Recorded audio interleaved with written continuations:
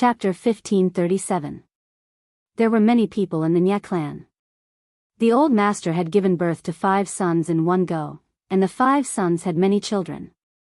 By the time Nye Qing's father's generation had married and had children, the number of relatives Nye Qing had could be measured in hundreds, and he had more cousins than he could remember. Fortunately, Nye Qing did not have face blindness and had a good memory. Otherwise, he wouldn't have remembered. This year, at the clan gathering, Nye Qing followed behind his father, Nye Liang. His watery eyes couldn't help but look around. Nye Liang knew his son couldn't sit still. He smiled. If it's boring, let the servant girls take you to the side to play with your brothers and sisters. Nye Qing blushed and lowered his head, not daring to look at his father's teasing expression. At that time, Nye Liang had yet to shine. He was like a luminous pearl, bright but not eye-catching. He didn't have a strong presence. This caused Nye Qing's status to be neither high nor low. Even so, the servant girls in the clan didn't dare to slight him and carefully served him.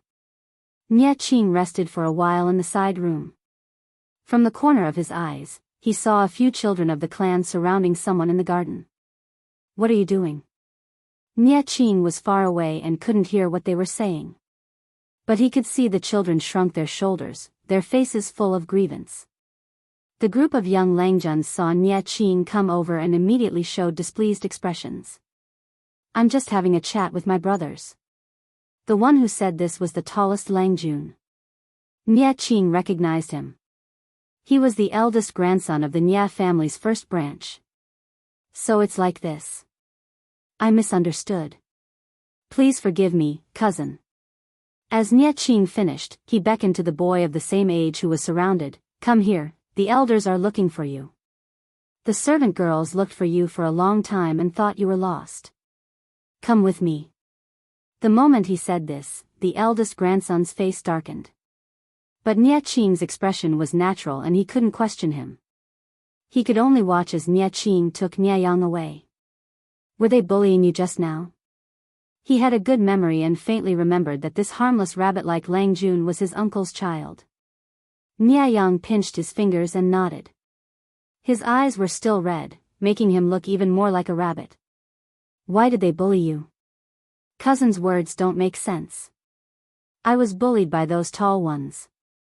"Shouldn't you be asking me why?" "Why are you asking me instead?" Nye Yang pouted in dissatisfaction. Realizing that he had gone too far, he awkwardly corrected himself. This little brother didn't mean to talk back. It's just that things haven't been going well recently, and they're very annoyed. This little brother. I hope cousin brother can forgive me." Nye Qing had a good temper, and he could also see that Nye Yang's situation was not very good, so naturally he would not vent his anger on him. "The reason why I'm asking you is because you're the only one beside me. If they're here, I'll go ask them." Nye Yang's face turned red in embarrassment. He felt apologetic for his antisocial behavior. "It's nothing much. When I was in the family school, they were criticized by the teacher for their homework. Little brother came in late, but he did better than them, so they were jealous." Nye Yang sighed and said in an old-fashioned tone, "Those who don't attract jealousy are mediocre. I won't argue with them." Nye Qing laughed heartily. It was his first time seeing such an interesting cousin. Those who don't attract jealousy are mediocre. These words really make sense. Nye Yang continued, "Other than this, it probably has something to do with my looks. They always say that I look too much like a girl and am easy to bully." Even if he was a child from a landowning household, he was still a child. When it came to bullying others, any reason could be a reason. Nye Yang's father liked women, and he had children one after another. Although Nye Yang was the son of the first wife, he was not valued. For a child who was not valued even by his own father, how much support could he have in the complicated environment of the family school? As long as it wasn't a big deal, the headmaster wouldn't care if it was a small fight. Nye Qing laughed. "I see that you have a sharp tongue. You don't look like someone easy to bully." Nye Yang's eyes widened. He looked even more innocent and easy to bully. Nye Qing said, "I'll find a chance to talk to the family school's teacher." The family school is a place to study and not a place for a bunch of landowning households to bully the weak and fight. As for you, if you're wronged, you can tell me. I'll support you. Nie Yang did not expect that he could find a backer. But, why? This was the first time he and Nie Qing had met. He was not used to the other party being so intimate right from the start. One who was unaccountably solicitous was hiding evil intentions. Later, it was proven that Nie Qing's temperament was like this. It was a proper central air conditioner, but this one took special care of Nie Yang. Thank you, big brother. Nie Yang was only half a year younger than Nie Qing, but the two of them were half a head apart. Nie Qing thought to himself, could it be that his uncle had deducted Nie Yang's rations, causing this younger cousin to be so skinny and small? No wonder he was bullied by others. Perhaps it was fate. Although the two of them were not blood-related brothers, they got along well. Not long after, they were like one person. Nie Yang's good days did not last long. He was secretly pushed into the pond and choked a few times. That night, he caught a cold. When Nie Qing heard the news, he rushed over to see him. Nie Yang was so sick that his entire face was red. Big brother, Nie Qing said, what is it? Nie Yang stammered, last night when I fell into the water, I definitely did not slip in accidentally. Someone pushed me from behind. Nie Qing said, big brother knows. I will definitely support you. Nie Yang was sick, and the more he thought about it, the more afraid he became. He was not a good swimmer, and the pond was quite deep, not even above his head. Last night, he really thought that he was going to drown. Why did these people bully him? Nie Yang's eyes showed some confusion, but then they became determined. Because he had no power or influence, his father did not love him, and his mother did not love him, he did not have the ability to protect himself, so they bullied him. Although Nie Qing treated him well, he could not prevent him from being pushed into the pond and almost drowning. To put it bluntly, he still had to rely on himself to climb up until no one dared to bully him anymore. As he thought of this, a strange light laugh suddenly rang in his mind. You are an interesting person. You have a high level of comprehension. Nie Yang's body trembled, his face pale. He was so scared that his limbs turned cold. Even the thick bedding could not give him a sense of security. Who are you? I am the system. You don't have to ask directly. Just ask in your heart. I can hear you, the system said. Just now, you said that you want to rely on your own ability to climb up until no one dares to bully you, right? This goal is a little difficult to achieve. Nie Yang said, it has nothing to do with you. You demon, you are still pretending to be mysterious. I do not need to pretend to be mysterious because I am a demon in the eyes of you mortals. The system laughed. Your personality is very much in line with my criteria for choosing a host. Young man, if you only rely on yourself, you will have to suffer a lot in the future. Why don't you become my host? My power will be yours to use. To tell you the truth, I am the Emperor growth system. My hosts are all people with Emperor's Qi and have the potential to rule the world. Within the borders of Zhongzhou, your Emperor's Qi is the thickest. It can be seen that the heavens intend for you to stand out in this chaotic world. Nonsense. The world is at peace now. How can there be chaos? If the host does not believe me, just wait and see. Chapter 1538. Although they were prepared to retreat from Secondary Path City, they were not retreating mindlessly. Qiguan Rang knew this very well. They had to plan it slowly and act slowly. They had to let the enemy not notice and let their own soldiers know that retreat was not a route but a strategic arrangement. Because they were cautious enough, the Nya army did not suspect anything. What's the situation at the front? Wei Yong was always paying attention to the battle. Seeing the tragic situation, even he could not help but frown, leaving a mark between his brows. He had thought that attacking Zhangjiang Pass tonight would give them an advantage and convenience, but he did not expect the enemy to be so stubborn. If the two armies continued to be in a stalemate, the losses on both sides would multiply. The enemy is already showing signs of defeat. They will most likely not be able to hold on. The general's serious face finally showed some joy, and his tone became lighter. The resistance now is not as strong as at the beginning, and their morale is getting lower. They will be defeated sooner or later. Wei Yong pinched his brows, and his tightly pursed lips almost became a straight line. Those who were not familiar with him knew that he was in a bad mood. The general asked him fearfully, "Military advisor, is there anything wrong?" Wei Yong said coldly, "Our army had the advantage of a sneak attack, and it took a long time for the enemy to show signs of defeat. What is there to be happy about?" After hearing this, the general was embarrassed. However, he was dark, and the night was dark, so others could not see it. "I was wrong." Wei Yong changed the topic. "Lu Shi is our strong enemy, so it is expected that he has such strength." How to show his strength? Naturally, it was to be stronger than a strong enemy. If Zhangjiang Pass was as weak as paper, the late Lord Nieliang would not have died in peace. The Nye army at the foot of the city persevered in setting up ladders on the city wall. The catapult constantly used burning fireballs to attack the enemy behind the wall, and at the same time, provided cover for the soldiers climbing the ladders. At the same time, the soldiers at the city gate also carried heavy battering rams against the city gate. Their cheeks were red, and they gritted their teeth.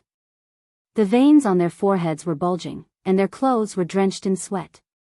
They shouted a battle cry and exerted force at the same time.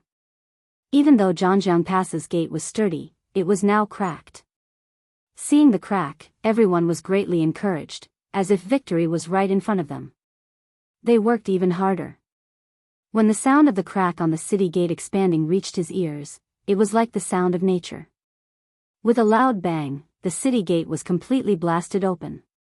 Through the crack, everyone could see the rocks blocking the entrance of the city, and they were almost dumbfounded. It would take time to clear the rocks, and the number of soldiers climbing the ladders was limited, so they could not pose much of a threat. Qiguan Rang gave the order to retreat to Erdeo City. With the obstruction of the city walls and the holes in the city, there were not many pursuers. Naturally, there were not many casualties.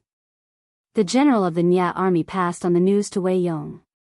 Wei Yong's expression did not change, as if he had already expected this. "It doesn't matter. Let's clear the rocks and rest for a while before chasing after them." The general was dissatisfied. "Our army's morale is at its peak. At this time, we should completely defeat the enemy in one go." Wei Yong said coldly, "The city's tunnels have been completely sealed off by the enemy.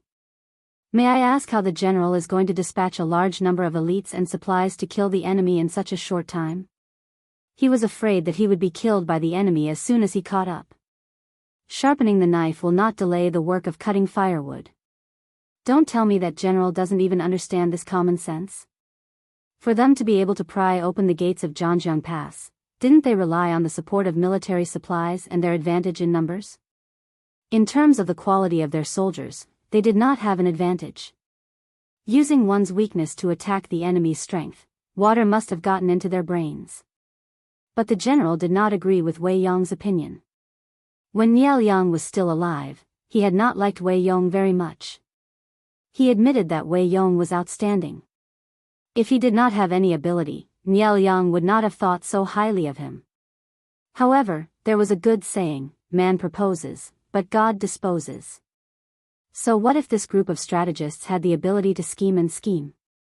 There was a large discrepancy between actual operations and theoretical assumptions.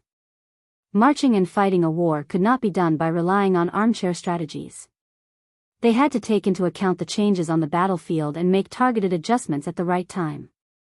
Wei Yong was afraid of the slightest thing in battle. He felt angry just looking at him. Now, he had even pushed away a great opportunity.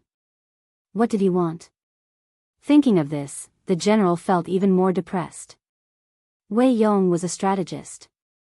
It was enough that he was responsible for planning, but he was interfering with the general's work. Many of Nieliang's old officials felt that Wei Yong wanted to monopolize power and make the new Lord Nie Qing a figurehead.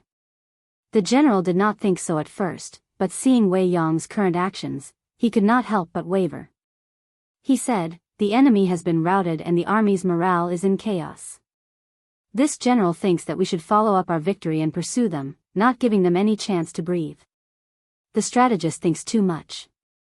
Instead, he attends to one thing and loses sight of another, delaying the opportunity. When it comes to marching and fighting a war, this general boasts that he is not much worse than the strategist." Wei Yong could not help but sneer. He said, "General, do you think that the elites under Lu Shi's command will be routed so easily?" Niel Yang had led the troops to feign an attack on Zhangjiang Pass. Although not all the elites had been dispatched, it had been a difficult battle. The previous lord had always taken the enemy seriously. After this battle, he was even more alert.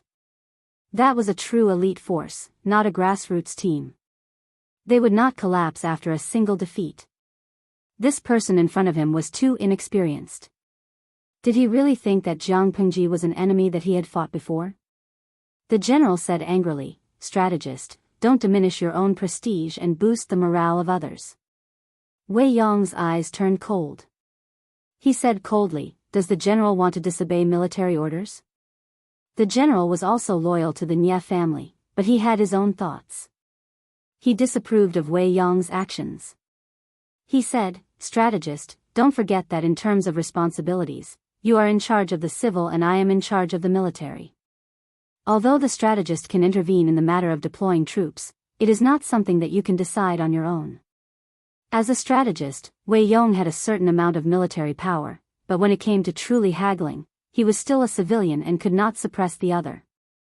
If Fan Shen or the young master Nie Qing were here, he naturally would not be afraid. If he was alone, it would be somewhat troublesome. If the general insists on doing so, I have nothing to say. I only have one thing to say. If we lead the troops to pursue and cause the battle to fail, will the general be willing to take responsibility? The general snorted and said heroically, "I will be punished according to military law. I will not have any resentment." With that, he flipped over and mounted his horse. Wei Yong looked at him with a headache. He could not deny the general's loyalty to the Nie family, but the two of them had different opinions. It was inevitable that the conflict would increase. Seeing this, the generals on Wei Yong's side were extremely worried. "Strategist, what should we do now? We can't really ask the general to walk into the enemy's trap, right?" The military strategist's talent was repeatedly affirmed by the previous Lord Niel Yang. The enemy was also so cunning. It was definitely not wrong to be more cautious. Wei Yong said coldly, "It doesn't matter. Anyway, we won't lose many people. Let him suffer." Chapter 1539. The deputy general could not bear it, but there was nothing he could do. Wei Yong said, "If we don't make him give up, there will be more conflicts in the future. It's better to take the opportunity to break his spirit and make him more clear-headed. But if that's the case, our army will definitely suffer losses." Wei Yong said coldly, "Do you think losing hundreds or thousands of people this time will teach him a lesson, or losing tens of thousands of the entire army next time?" The deputy general understood these principles, but Wei Yong's decisive and calm approach still made him feel uncomfortable. If only the late Lord Niel Yang was still here, this kind of thing would not have happened. Although everyone had conflicts, they did not dare to bring their personal grievances to the surface. Now that the situation was like this, they wondered if the late lord would be angry if he knew. Most likely he would. When the late lord was still here, when was the military advisor Wei Yong ever questioned like this and even used his power to oppress others? The deputy general said, "What if the general still stubbornly refuses to repent and instead holds a grudge against the military advisor?" Wei Yong said, "Although that person is bossy and willful, he is not an unreasonable person. Give him a lesson, and he will listen to you." Some people were just stubborn. If they did not throw the truth in the other party's face, they would stubbornly walk a dark path to the end. Reality proved that some people needed to be taught a lesson. They would only know that they were wrong when they were slapped in the face. Although Qiguan Rang and the others had retreated, there were no signs of defeat. Their retreat was also orderly. Whether it was advancing or retreating, they were at ease. The general sent troops to chase after them. They ate as many as they sent. They killed thousands of enemies one after another, and the army's morale was greatly boosted. TSK, I heard Zixiao say that Wei Yong was a very cautious person and would not easily take the bait. Why is he so reckless now? Qiguan Rang knew that Wei Yong would not immediately send troops to chase after them, so he was very relaxed when he retreated. He never expected that he would miscalculate. If not for the fact that the city entrance was still blocked, the enemy could only climb the ladder to the city wall. How could there be so few enemies chasing after them? Wei Yong underestimated us. He dared to chase after us with so few pursuers. Did he really think that our army would be defeated so badly after retreating? If the army completely lost the will to fight, thousands of pursuers could indeed kill them. For example, his lord had fought in front of the battlefield and became famous in one battle. The arrival of the miracle had shocked the enemy and destroyed their remaining fighting spirit. This kind of enemy was either so stupid that they didn't even dare to run, or they only cared about running and didn't know how to resist. Thieves were easy to kill. However, when Qiguan Rang examined himself, he did not think that he met the above criteria. Counselor, maybe he's just being careless. The young general who was guarding Qiguan Rang interrupted with a smile. Qiguan Rang frowned slightly. It's not to the extent of being careless. Do you think our military counselor Wei Zixiao will get carried away and become careless? As the saying goes, birds of a feather flock together. Wei Ci valued his eldest brother Wei Qiu so much, the latter must have something special about him and would not make mistakes easily, let alone such a low-level mistake. Qiguan Rang was more inclined to the other theory than being careless. Their old lord, Nie Liang, has passed away, and the new lord, Nie Qing, has returned to Zhongzhou. Without a leader at the front line, I'm afraid, the young general asked curiously, afraid of what? Qiguan Rang smiled and said, I'm afraid that someone has a disagreement with Wei Qiu and is in conflict. The young general said, I heard that Wei Qiu's position in the Nie army is not low and he has military power in his hands. Who can overpower him? Qiguan Rang said, why not?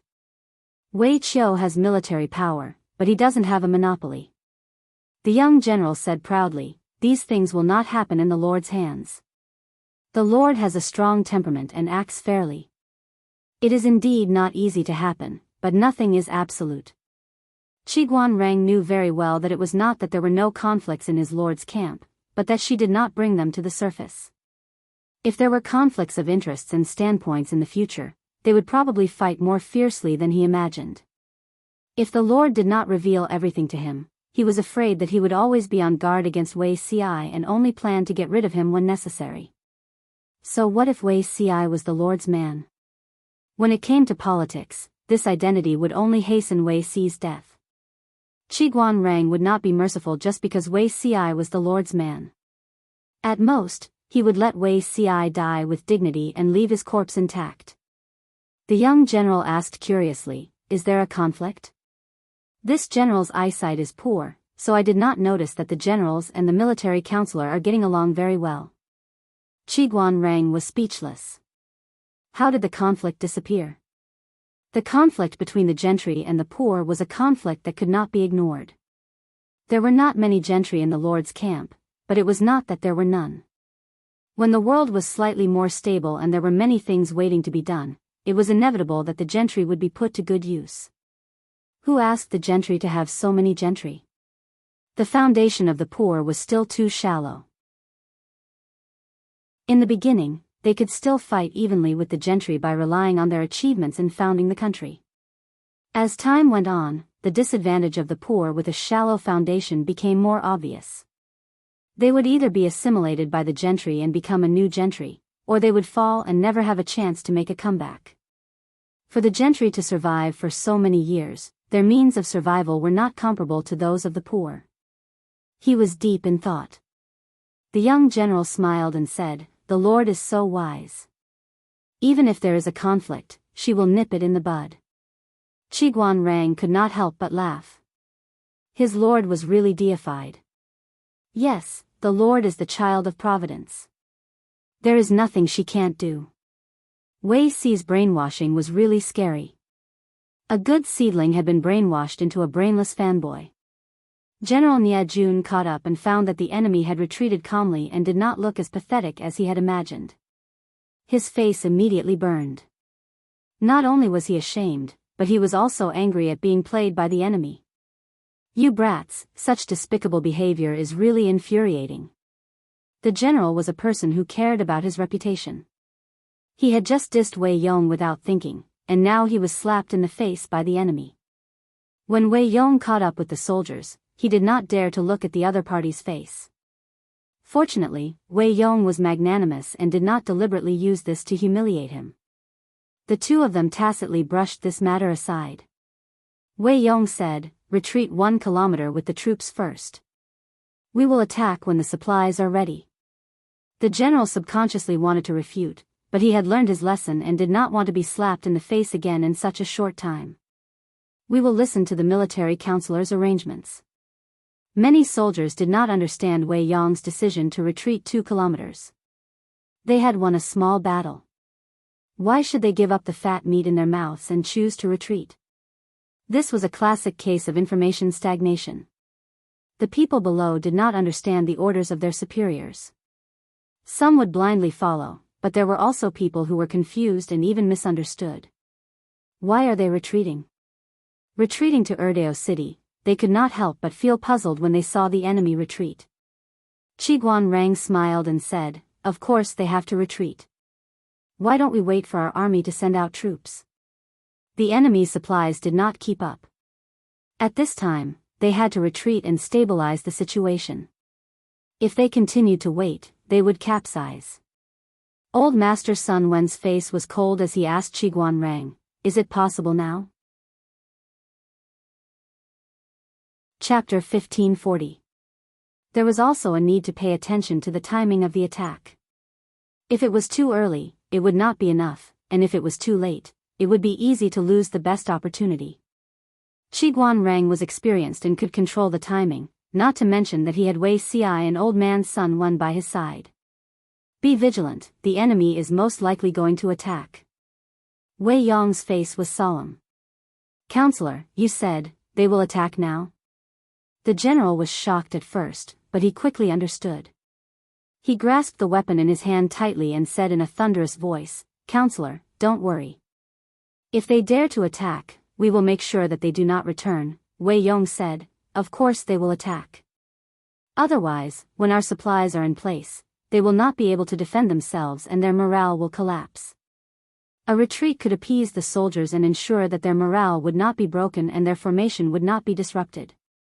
If there was another retreat, they would be in a passive position." Wei Yong had reason to believe that this was Qiguan Rang's last chance to attack. As expected, there was movement in Erdeo City. Several city gates opened and soldiers poured out like a tide. The cavalry and chariots were at the forefront. They were extremely fast and closed the distance between them in no time. It looked like they were about to charge. Wei Yong ordered the archers to face the enemy and set up the barricade posts to obstruct the enemy cavalry's attack as much as possible. Then he ordered the archers to attack with arrows. The cavalry had always been a headache for the feudal lords, not to mention that Jianghu had both heavy and light cavalry. Both had their own strengths and were difficult to coordinate.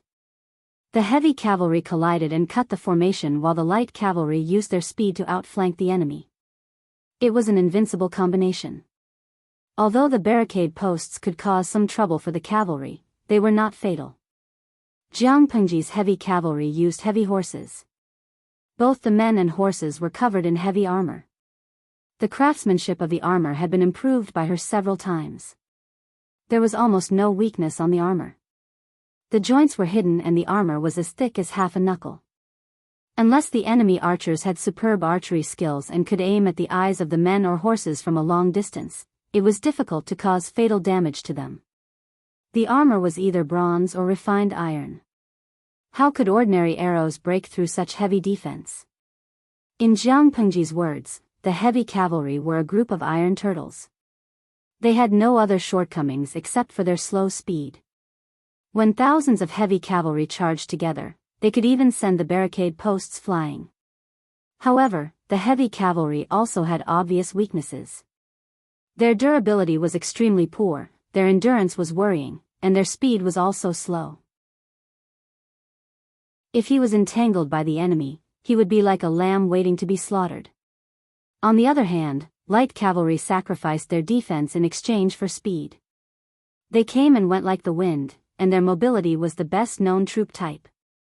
Wei Yong had investigated Jianghu, so he naturally knew about the trump card troops under her command. Seeing that even the light and heavy cavalry had come out, he knew that Qiguan Rang and the others intended to have a showdown with him. Therefore, he did not dare to act rashly. He was in charge of dispatching and commanding, but the battlefield was ever-changing. Many times, it still depended on the performance of the commander. Seeing that the heavy cavalry was armed to the teeth, General Nia immediately changed tactics. Chop the horse's legs and poke the horse's eyes. The general was experienced in dealing with cavalrymen. Cavalrymen were scary, but as long as they couldn't charge or move after entering the formation, they wouldn't be much of a threat. Lasso, remember to aim at the arms and heads of the enemy cavalrymen. The heavy cavalry on horseback was terrifying, but those who were dragged off horseback were not so great. Wearing such heavy armor to fight, just the armor alone would consume most of their strength. Once the heavy cavalry fell off their horses, they would lose their advantage in speed and strength, making it even easier for them to die. Of course, this was a theoretical tactic. There was always a huge gap between actual operation and theoretical knowledge. The enemy heavy cavalry did not fight alone, but in groups. The heavy cavalry, together with their horses, weighed about 800 to 1,000 kilograms, while the Asian elephants weighed only 3 to 5 tons. The heavy cavalry launched an attack at the same time, ignoring the enemy's defensive posts and charging into the enemy's formation against the rain of arrows. How could a few dozen soldiers stop them? They crossed the defensive posts and charged into the crowd. The unlucky guy who bore the brunt of the impact had his sternum broken, his head split open, and he could not be more dead. The zamadeo in the hands of the heavy cavalry was also specially made. The blade was wide, the handle was extremely long, and the blade was sharp. Chopping off a person's head was like cutting tofu. More than 1,000 heavy cavalry seemed to have barged into no man's land. They ignored the drizzle of obstacles along the way. The heavy cavalry's performance was so outstanding, the light cavalry was not willing to fall behind. The most annoying thing about cavalry, especially light cavalry, was that they would attack when they wanted to, but by the time you wanted to retaliate, they had already run far away. How could a two-legged person compare to a four-legged horse? Moreover, it was a fast-moving live target that was difficult to aim at. Archery was not so easy to practice. Those godly archers who could shoot with 100% accuracy could not be ordinary archers their entire lives. Most of the time, the role of an archer was to shoot arrows in the direction of the enemy and cause indiscriminate damage through a large area of arrow rain. If one arrow could not hit its target, then a few more would be shot. A blind cat could always find a dead mouse, and the arrows that were shot could also hit the enemy. Qiguan Rang sent the heavy cavalry to lead the attack, not to use them as cannon fodder to fight the enemy. They were the most valuable troops under the Lord's command. Men could eat, but horses could eat even more.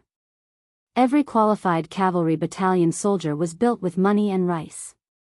The main purpose of the cavalry going into battle was to use them to oppress the enemy in terms of momentum and force them into confusion. At the same time, it was to buy time for the follow-up troops.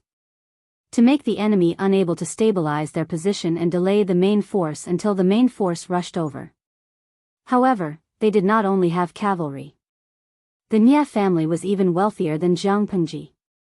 The scale of the cavalry that they trained was not small. Qiguan Rang saw that the enemy had stabilized their position and began to counterattack. He immediately ordered the cavalry to return to the formation to reduce losses as much as possible. The light cavalry stood guard and obstructed the enemy's pursuit. The heavy cavalry was responsible for covering the return of the formation. It would be heartbreaking to lose even a few of these gold ingots. Kill. Wei Yong saw the situation and his expression was extremely cold. At this point in the fierce battle, the sky slowly turned white. The two armies fought for a whole night, but both sides were in high spirits. As soon as the battle began, they were inseparable and fought to the death. The Nye army's morale was high because of a small victory. Jiang Pengji's troops were full of confidence. They killed until their eyes were red. At the same time, Jiang Pengji and the rest led the remaining troops to a draw with the troops led by Fan Chen. Fan Chen's troops were originally 2 times larger than theirs, but now they were tied by her. Pfft! Jiang Pengji spat out a mouthful of blood and revealed a sinister smile. It was a really satisfying night of killing. In front of her were enemies and there were heads everywhere. Most importantly, no one could beat her in killing them. I haven't killed to my heart's content in a long time. Bai Ning was also old and seriously injured. After staying up all night, he showed signs of fatigue. Hearing his lord's words, he could not help but smile bitterly. If he counted the corpses on the battlefield, he was afraid that 1/3 of them had died in the hands of his lord. No one survived under the god-slaying sword. Those who were slashed by her would die. Every slash was aimed at the enemy's vital parts. Chapter 1541. Bai Ning lamented, "Isn't it a nightmare to fight an entire army alone?" In this battle, they suffered heavy losses at the beginning, but their subsequent losses were not significant. The enemy was the opposite of them. They had the upper hand in the early stages, but they were defeated by their own army in the middle and later stages. No matter how Fan Chen used violence to suppress the fluctuating morale of the army, the Nye army still collapsed. He had never expected that the person who had turned the situation around was actually his lord. She had relied on violent means to forcefully beat the arrogant enemy to the ground. Initially, the enemy outnumbered them, but the Lord led the soldiers to cut down the numbers on both sides. There was actually such a thing in the world. Qin Gong muttered, "An ordinary person's arm would be crippled after wielding a sword for a whole night. On the other hand, my lord is still full of energy." Bai Ning echoed, "She's inhuman." At that moment, they even suspected that their lord was a deity who had descended to the mortal world to play with mortals like them. Little did they know that their lord, whom they praised to the heavens, was being lectured by the old chief, who had just returned to sleep. Jiang Pengji was extremely depressed. The old chief could go back to sleep happily, but she had been fighting and killing the enemy the whole night. Even if she didn't get any credit, she had worked hard. Couldn't the old leader be merciful and give her some face? "You Abba, there's really something wrong with your mentality. As the saying goes, a higher-ranking official can crush a person to death." The old chief was not only Jiang Pengji's former superior, but he had also guided and taught her. Even though she was very depressed, Jiang Pengji could only listen obediently on the surface. She yawned as she listened. "You Abba, do you really think you've completed the mission given by the Federation by killing the Sky Brain? Can you just retire after accomplishing your mission?" Jiang Pengji felt a headache when she heard that. She said, "What exactly are you referring to, old chief? My mentality is very normal." She really didn't know what was wrong with her, but bystanders could see things clearly. Perhaps the old chief really saw something, so she listened attentively. "You Abba, you've long suspected that there was something wrong, but why did you still fall into the enemy's ambush?" Jiang Pengji sneered. "Didn't the old chief say that if you pretend to be a pig to eat a tiger for too long, you'll be assimilated? Remember not to make the same mistake next time." After she said that, the old chief was silent for a long time. After a while, he sent a long message to Jiang Pengji. "Your Abba, that's part of the reason, but isn't the other reason that you're in a hurry?" Jiang Pengji frowned slightly. What did she mean by anxious for quick results? She looked very anxious. "Old chief, you're wrong to say that. When have I ever been impatient for success? If I was really in a hurry, I would have pestered you to mail me mecha, battleships, or other firearms. It's not easy to dominate the world. Let's take a step back and say that I can use my own abilities if things don't work out, but I don't have any. How can you say that I'm anxious for quick results?" Jiang Pengji felt wronged. The old chief's accusation was groundless. Your Abba, you said no? Aren't you in a hurry to attack the city and settle the matter in front of you so that you can return to the Federation? For the sake of this goal, your mentality has changed. You are far less serious than before. To put it bluntly, you have even lost the basic respect for life. You knew that something was wrong. You knew that the spiritual realm could help you investigate the enemy situation and avoid harm, but you never thought about this. Rather than saying that you were assimilated and forgot about this ability, it's more accurate to say that you subconsciously did not intend to use it. The more Jiang Pengji listened, the more she frowned. To outsiders, she looked like she was wiping the blood off the god-slaying sword. Old chief, if you have something to say, just say it. Why do you have to beat around the bush? Your Abba, are the lives of the soldiers under your command important to you? She was a genetic warrior. The education she received from a young age was to sacrifice everything for the overall situation, including her own life. Jiang Pengji could even sacrifice her own life. What else could she not give up? In order to achieve her goal, it was normal to sacrifice the lives of the soldiers under her command. However, Jiang Pengji said, of course it's important. Your Abba, did you really not know that the enemy had set up an ambush, or did you take the bait even though you knew there was an ambush? Jiang Pengji's lips curled into a cold smile. What's the difference? Your Abba, whether it's an ambush or not, you have to take the bait. Therefore, of course, you don't need to use your spiritual realm to investigate the enemy. You don't need to. Isn't it to prevent yourself from knowing the truth and alerting the enemy? You use yourself and the soldiers under your command as bait to lure the enemy. Aren't you afraid that you'll capsize if you're careless? In your plan, how many people do you plan to sacrifice to achieve this? Jiang Pengji blinked and smiled.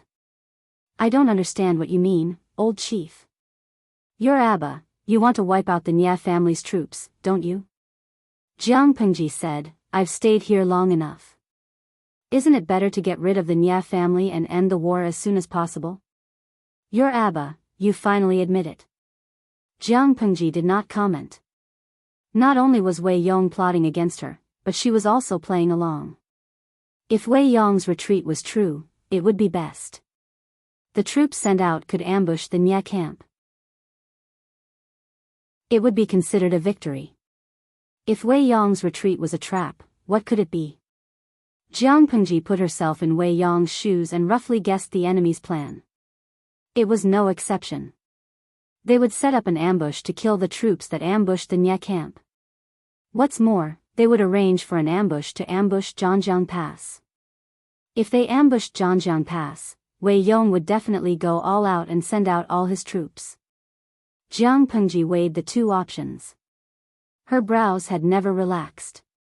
In the end, she decided to beat them at their own game.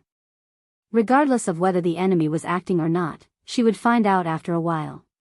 She did not use her spiritual realm to investigate, just as the old chief said, she did not think of it. Secondly, she did not plan to use it. Whether it was the enemy's scheme or not, it was all within her calculations. Except for a few people, Qin Gong and Bai Ning did not know about this plan. A secret was a secret because few people knew about it. The fewer people who knew about it, the smaller the loopholes. She could protect the lives of the two of them, but she could not guarantee the survival of the other soldiers. The old chief was angry and reprimanded her, mostly because of this. In order to achieve her goal, Jiang Pengji pushed the soldiers who did not know about it to their deaths. Old chief, I've never been a good person. The rule of genetic warriors is to achieve their goals by hook or by crook. Necessary sacrifices are inevitable. Jiang Pengji said calmly, on the whole, the Nya family has been destroyed. Our army's overall losses are smaller. If the Nya family was allowed to jump around, the two armies would fight one battle after another. The accumulated losses would be too great. It was better to gather the troops and set up a dead end for them. They would suffer a heavy setback and suffer a great loss. Even though, this plan would sacrifice some innocent soldiers.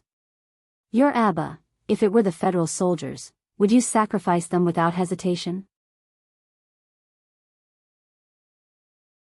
Chapter 1542. My lord, the enemy has fled.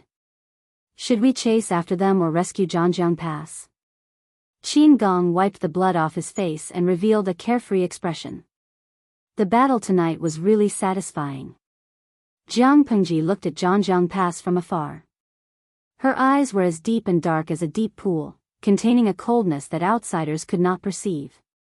Capture the remaining soldiers. The battle at Jianghu Pass is probably over. Qin Gong was stunned. He did not seem to understand what Jiang Pengji meant. What did she mean by, the battle at Jianghu Pass is probably over? Would our army or the enemy be victorious? He had looked in the direction of Jianghu Pass earlier. The flames there soared into the sky and dyed the pitch-black sky red. It was obvious how intense the battle was. If the enemy came out in full force, Jianghu Pass would most likely be routed thousands of miles away when it was undefended. However, his lord looked as if she had a well-thought-out plan. Could it be that there was something else going on? Jiang Pengji interrupted his speculation. Why are you in a daze? Qin Gong said, I'm just curious. If the enemy comes out in full force, it seems impossible to defend Jianghu Pass. Jiang Pengji said, why not? Do you know what it means to wait for a hare by a stump and catch a turtle in a jar? Qin Gong said, although I'm not as knowledgeable as you, I understand the meaning of the words. My lord, do you mean that the Nya army failed to sneak attack Jianghu Pass and instead fell into our army's counterattack? That's not right. Our troops are all guarding the pass. How can we have extra troops to carry out an ambush? You're half right, Jiang Pengji said. Besides, who told you that the remaining troops of our army are guarding the pass? If one was attentive, he or she would probably discover a very strange thing. The troops that Jiang Pengji brought to guard the pass were about tens of thousands of troops of the Nya army. Tonight, the troops that attacked Jiang Pengji were twice as many as hers. The troops guarding Jianghu Pass were also much fewer than the Nya army. So the question was, where did the troops that had disappeared under Jiang Pengji's command go? Qin Gong did not turn around for a while. Jiang Pengji's indifferent face revealed a slight smile. At that moment, she saw the old chief send her a message from the corner of her eye. Your Abba, I can't comment on whether your behavior is right or wrong. I just hope that you can stay true to yourself. Also, there's something I forgot to tell you. It's because your genes awakened much earlier than I expected. There was a flaw in the ancestral atavism gene of the Jiang clan's ancestor. To be more specific, it would affect one's temperament, causing one to be easily angered and unable to control the killing intent and dark emotions in one's heart. Jiang Pengji said, does the old chief think that my decision to sacrifice the troops and horses was influenced by the awakening? Your Abba, no, I'm reminding you not to let the sky brain take advantage of me. I don't want to kill my successor with my own hands. Jiang Pengji frowned slightly. The old chief's words had a deeper meaning. I'm not a 3-year-old kid. How could I be bewitched by him? Your Abba, nothing is absolute. The Jiangs were so prosperous hundreds of years ago. They had so many talents in the family, but they were still killed.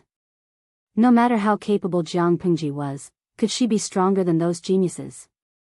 Even other people had fallen into the trap of the sky's brain, let alone Jiang Pengji, who was just a little girl in her early 50s. Jiang Pengji rubbed the space between her eyebrows and promised, I'll be careful. Your Abba, you don't have to worry too much about the sequelae of the awakening of the ancient bloodline. Your mind is very stable. You won't be as unlucky as your ancestors. Your current task is to manage your lousy farm well. You've been here for 10 years. Do you still have 3 to 5 years left? Jiang Pengji smiled bitterly to herself. The old chief said it lightly, but she wasn't herself. Jiang Pengji had been in this backward and ignorant era for too long. She originally thought that she would not be able to return to the Federation, so she gave up and managed everything she had. Unexpectedly, the old chief appeared and told her that it was probably a trap set against the sky's brain. At the same time, he tested her to see if she had the qualifications to become a marshal. Jiang Pengji could return to her own era. Why would she waste time and energy in an unfamiliar place? As time went by, such thoughts became clearer and clearer. It affected her mentality more or less. However, no matter what, she did not regret the plan this time. If there was anything she regretted, it was probably that she regretted hiding it from Qin Gong, Bai Ning, and the troops. They unknowingly stepped into the enemy's trap and caused additional casualties. She did not regret anything else. It was fine as long as she had a clear conscience. If she was given another chance, she would do the same thing again. She did not regret sacrificing a small number of people for the sake of overall victory. Jiang Pengji suddenly missed the fruit candy that she loved to eat when she was young. She wanted to return to the Federation, even if it was a place full of danger. 3 to 5 years? Does the old chief mean that when the world is unified, you plan to come and help me share this mess? You Abba, I didn't say anything. Jiang Pengji smiled and teased, old chief, call me Nyang in advance. You Abba, get lost. Jiang Pengji scratched her head. A huge stone was lifted from her heart. She was really worried that she would waste the rest of her life in this world. If the old chief came to take over, she would not even need to give birth to an heir. Saves trouble. Jiang Pengji sighed with emotion. Qin Gong asked in surprise, what do you mean saves trouble, my lord? Jiang Pengji said, what do you mean by saves trouble in the future? I don't even need to teach her. If she can crawl, I can be exploited as a child laborer. Qin Gong suddenly widened his eyes. He could not help but glance at Jiang Pengji's lower abdomen. My lord, has a young master? Then why did she kill so fiercely before? My lord, should I call for a military doctor to take a look at you? Young master, the baby that the military counselors have been looking forward to for almost 10 years is finally coming? Jiang Pengji rolled her eyes at him and said angrily, what are you looking at? I'm fine. I'll clear the thoughts out of your head. Did he really think that she could not see what was going on in his head? At the same time, the situation at Zhangjiang Pass was progressing as Jiang Pengji had expected. Qiguan Rang seized the opportunity to send troops to attack and disrupt the Nya army's formation. The two armies were in a chaotic battle. War cries could be heard everywhere. From time to time, the screams of soldiers who were hit by the fireballs from the catapults could be heard. Qiguan Rang's cold eyes stared at the back of the Nya army, as if he was waiting for something. Reporting, military counselor, the orderly was covered in blood. A large piece of skin on his forehead had been sliced off by the enemy's sharp weapon. He looked extremely terrifying. But he seemed to be unaware of it. He reported the changes on the battlefield clearly. The enemy's attack is swift and violent. I'm afraid our army will be defeated. Fear was like a snowball, rolling bigger and bigger. The defending troops at Zhangjiang Pass had been defeated by the enemy on the battlefield. They might not be able to make a comeback. Qiguan Rang looked up at the horizon and said, it's time. Someone, send the signal. The guard who had been following Qiguan Rang stepped out and said, yes, sir. As he finished speaking, he took out a thick and strange bamboo tube from his waist and carefully lit it to light the fire. Squeak, a sharp whistling sound was heard. The bamboo tube shot out a beam of red light. It rose to the highest point and suddenly exploded. Qiguan Rang looked at the Nya family who were fighting fiercely under Erdeo City and suddenly smiled coldly. Chapter 1543. The sounds of killing covered the sharp whistling of the fireworks. However, when it bloomed, it still attracted the gazes of many people. Wei Yong was one of them. Looking at the dazzling red fireworks, an ominous feeling filled his heart. Guangshan, we will win, right? Wei Yong looked at the fireworks disappearing into the horizon and muttered. Apart from himself, no one else heard him. Despite having an ominous feeling, Wei Yong did not give the order to retreat or do anything else. What a joke. At this moment, the two armies were in a stalemate, and it was impossible for them to back down. Whoever showed signs of weakness would lose. Wei Yong suppressed the worry in his heart. He stared at the changes in the battle while ordering the soldiers to be on high alert to prevent any possible sneak attacks. Unfortunately, Wei Yong did not know that there was a psychological thing called the Murphy effect. The more one did not want something to happen, the more likely it would happen. In less than a quarter of an hour, a blood-soaked messenger suddenly rushed over and shouted at the top of his lungs, reporting, Wei Yong's heart beat even faster. He asked, "What's the matter?" The soldier said, "Tens of thousands of enemy troops suddenly appeared behind us." Behind us? Wei Yong's heart beat even faster. He turned his head to look in the direction of Zhanjiang Pass that they had broken through not long ago. A large number of enemy troops had indeed appeared there and were sneak attacking the weakly defended rear. The enemy's attacks were swift and fierce in front, and there were jackals staring at them from behind. The Nya army was actually surrounded. There were only a few exits in Zhanjiang Pass. In other words, the Nya army had no way to retreat. The enemy's appearance was quite clever. Not only did they attack from the front and back, they also used violence to break up the Nya army's formation, causing the army to fall into chaos. Seeing this, Wei Yong could not help but clench his fists until his knuckles turned white. He clenched his teeth and trembled because of his intense emotions. The Nya army focused on attacking the enemy in front of him. As the two armies were in a stalemate, he did not suspect that the enemy had the strength to split up and ambush them. Who would have thought that the enemy would be so ruthless and patient, not revealing this trump card even when Zhanjiang Pass was about to be breached? Instead, they had to lure the Nya army into Zhanjiang Pass and only use this trump card after the two armies fought? Wei Yong was thoroughly convinced by his forbearance. Even though they were pincered by the enemy and the Nya army was in disarray, Wei Yong did not give up. He tried to lead the troops to break out of the encirclement, but Qiguan Rang and the others were determined to keep the Nya army here, not giving them a way out. This slaughter continued from dawn till dusk. Only then did it stop. After a fierce battle, nearly 200,000 Nya soldiers were defeated. In the end, only 20 to 30,000 of them managed to escape. The remaining soldiers were unlucky. When they retreated, they bumped into Jiang Pengji, who was leading the troops back. Once again, they were ruthlessly attacked.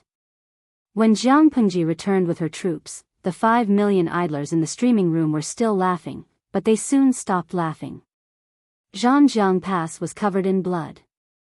The originally majestic city walls were now full of holes. Every inch of the walls was soaked in the blood of both sides. Jiang Pengji acted as if she didn't see any of this. She rode her horse through the city entrance and entered Zhanjiang Pass. Drip. Drip. The salted fishes were shocked to find that there was scarlet blood in the potholes on the ground.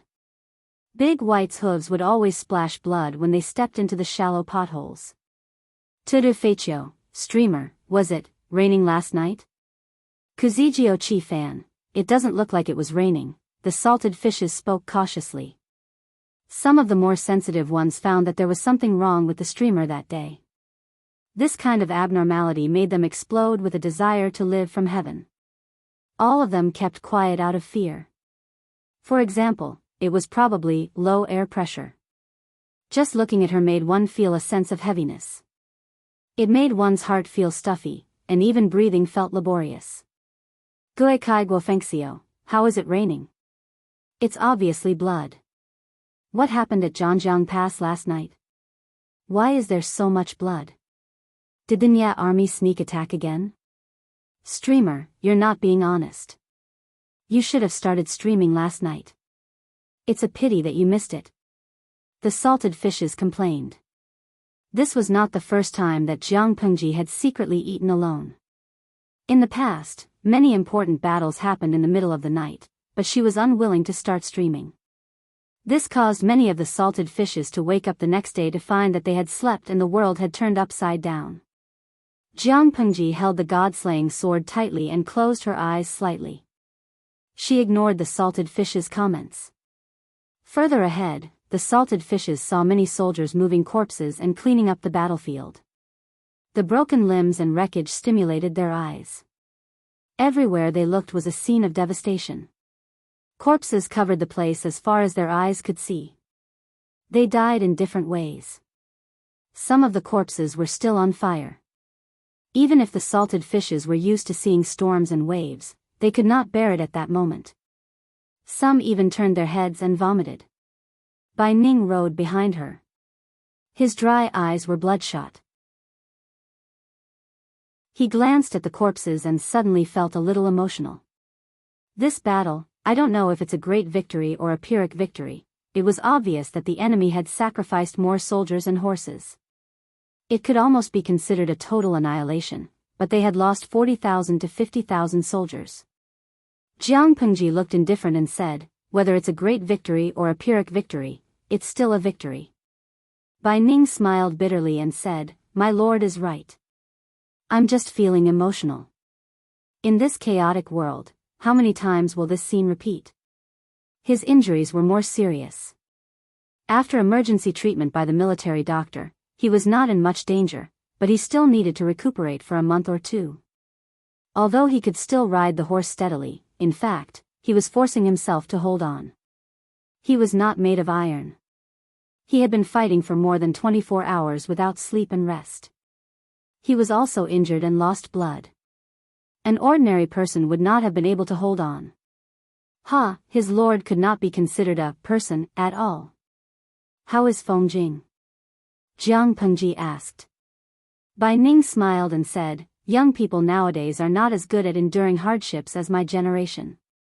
Feng Jing was injured so badly that he was lying on the ground. The military doctor reported that the situation was not serious, but the injury was very serious. He needs to rest for 2 months. The wound needs to be taken care of. Otherwise, it will fester. Jiang Pengji said, squatting in the camp for 2 months is better than losing his life on the battlefield. Bai Ning listened to her and felt a little uncomfortable. He and Qin Gong were not fools. Some things they did not realize at the time, but after the war stopped and they thought about it, they could figure it out.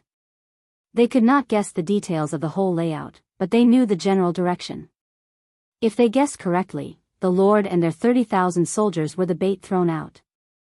Understanding this, Bai Ning did not know what to say.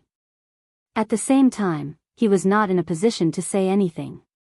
As the Lord, she had gambled her life. What was Bai Ning and the others? Not to mention that they had survived. Even if they lost their lives, it was a profitable trade to exchange 50,000 soldiers for 200,000 soldiers of the enemy. Bai Ning sighed secretly. Suddenly, he spat and scolded in his heart, this messy world. Chapter 1544. Seeing his lord return, Qiguan Rang still felt uneasy. Seeing Jiang Pengji alive and well, he heaved a sigh of relief. Qiguan Rang initially suggested Qin Gong and Baining to lead the troops and inform them of the plan in private. However, his lord refused and insisted on leading the troops herself. When he asked for the reason, she remained silent. Qiguan Rang felt that it was both a blessing and a pain to have such a lord. It was a blessing to have such a tacit understanding with his lord, but he was always on the verge of death. It was painful to spread his wings. How's the battle situation? Jiang Pengji got off the horse's back and raised her hand to stroke White's mane. It rubbed against her hand intimately, panting heavily. White was a top-notch warhorse, but it wasn't made of iron. It had fought for so long with Jiang Pengji on its back and exhausted its strength. Qiguan Rang roughly explained the situation. The overall data was not too different from the battle report Jiang Pengji had received. Apart from a small group of defeated soldiers who fled, the rest were either dead or captured. The casualties were extremely heavy. Qiguan Rang said, after this battle, the Nie family will never have a chance to rise again. The opportunity for our army to conquer Zhongzhou is right in front of us. Including the troops and horses lost while Nie Liang was still alive, the Nie family had lost 260,000 troops when they attacked Zhanjiang Pass. These troops were the Nie family's assets. Losing them all at once, the Nie family didn't even have their underpants left. There were many feudal lords in Zhongzhou, but only Nie Liang had the ability to fight against Jiang Pengji. Who knew that Niel Yang would die early, followed by repeated defeats? In the last battle, they lost their underpants. In other words, it was only a matter of time before they conquered Zhongzhou. At the thought of his lord extending her hand to the big cake that was Zhongzhou, Qiguan Rang trembled with excitement. Zhongzhou? Jiang Pengji raised her hand to rub her forehead, but her palm touched the dried blood clot. She froze for a moment and put her hand down without a trace. She said tiredly, "Let's put the matter of Zhongzhou aside for a while. Let the soldiers rest and conserve their energy." Qiguan Rang looked at her carefully and noticed that her eyes were bloodshot. Her eyes were also a little red. It seemed that she was really tired. "If that's the case, then we'll follow the Lord's wishes and take a break for now. Let Zhongzhou fight among itself for a while." The corners of Jiang Pengji's lips curled up reluctantly. "Oh yes, there's a captive. Does my lord want to see him?" Qiguan Rang asked. "Isn't my lord curious about why Zixiao isn't here?" Jiang Pengji said, "That captive is related to Zixiao? Could it be his eldest brother, Wei Qiu?" Qiguan Rang smiled and said, "My lord is still as powerful as ever. You guessed correctly in one go. It is indeed Wei Qiu." Jiang Pengji tightened her grip on the reins and suddenly thought of something. She said coldly, "We'll see tomorrow. I'm really tired today." Qiguan Rang seemed to understand something. He sighed and said, "Yes." The two of them didn't say it clearly, but they understood each other's meaning. It was impossible for Jiang Pengji to recruit Wei Dan. It was not that she was not charming enough, but Wei Dan was bound to Niel Yang. He could only be destroyed and not transferred. She said that she did not want to see Wei Dan, but she wanted to set aside a night for Wei Ci and Wei Dan to have a good time together. What would happen tomorrow, whether Wei Yao lived or died, depended on what Wei Yao thought. Jiang Pengji hurriedly said a few words and turned off the live stream. She went to a nearby well to fetch a bucket of water. She looked indifferent when she found that the water in the well was also red. She suddenly lost the thought of washing up. Qiguan Rang was attentive. He sent a soldier to fetch a bucket of water from a place a mile or two away for her. Jiang Pengji did not ask someone to boil the water. She directly washed the bloodstains on her body with cold water. Her swollen mind became much clearer. "You Abba, your eyes," Jiang Pengji said coldly. "What?" "You Abba, I originally thought that the sequelae of the awakening would not affect you much. It seems that I guessed wrong." Jiang Pengji used the water as a mirror to look at her eyes. She found that her eyes, which were originally light brown and slightly black, had a tinge of red. "It's okay. I'll just say that I'm jealous." Jiang Pengji was very open-minded. "You Abba, remember to control your emotions. The ancestral genes of the Jiang family are very violent. You have to keep a clear mind." "I know. I don't need you to remind me again." Jiang Pengji used a dry towel to wipe her wet hair and suddenly asked a question. "I remember the old chief said that he would leave the Federation a long time ago. Why are you so clear about the Federation's plans?" "You Abba, I've been the chief of the army for more than 100 years. I've seen more classified files than you." Jiang Pengji laughed. "Is the old chief in love?" "You Abba, what? That's a big jump." Jiang Pengji said, "The 7th Army is the first vanguard. When necessary, they will sacrifice a small part of their interests. That's what you taught me. But you said those words to me yesterday. I'm a little surprised. Is the old chief in love and becoming a little woman? His heart has softened?" "You Abba, tisk, Jiang Xiaojiu has grown bolder. He even dares to tease me." "You Abba, when in a position, one has to take care of politics. When not in a position, one doesn't take care of politics. It's normal for one's mentality to change. I'm being too harsh." Jiang Pengji was silent after reading it. That night, she copied the heart-cleansing incantation. Wei Ci had taught her that. When she was upset, copying it would help calm her mind. At the same time, the atmosphere at the Wei brothers' side was very tense. Wei Ci could be said to have been brought up by Wei Dan. When he was young, Wei Dan was also the one who taught him step by step. In Wei Ci's heart, Wei Dan was like a brother and a father. He was more like a father than a father. In their previous lives, the two brothers did not have the opportunity to confront each other at the front lines. Now that it had been realized, the situation was like this in the end. Why? Eldest brother refused to retreat at the front lines? Wei Dan was considered a core member of the Nye family. If they wanted to retreat, he would definitely be the target of everyone's protection. But in the end, he was captured. Rather than saying that he was unlucky, it was better to say that Wei Dan had no intention of escaping back. If you were me, would you have the face to go back? Wei Dan asked him. Wei Ci was speechless. Wei Dan said, Zixiao has been smart and quick-witted since he was young. I don't think you're here to persuade him to surrender. He used a declarative sentence and his tone was firm. Wei Ci said, you and I haven't met for many years. We only met briefly in front of Guangshan's tomb. Why don't we take this opportunity to have a good reunion? He understood his eldest brother's temperament. It would be useless to persuade him. The other party's position and choice could not be changed with just a few words. Wei Dan said, sure. Most of the candles on the table were burnt. Wei Dan suddenly asked Wei Ci, do you still hate father? Wei Ci's childhood was extremely unfortunate because of his horoscope and the death of his birth mother. This was also partly due to his father's neglect. Wei Ci avoided the topic and said vaguely, those things are already in the past. Wei Dan said, although there are many sons in the family, there are few who can stand. In the future, I'll have to trouble you to take care of everything in the family. Wei Ci's hand paused and he said softly, I won't let outsiders bully them. I'll take good care of them. Of course, that was all.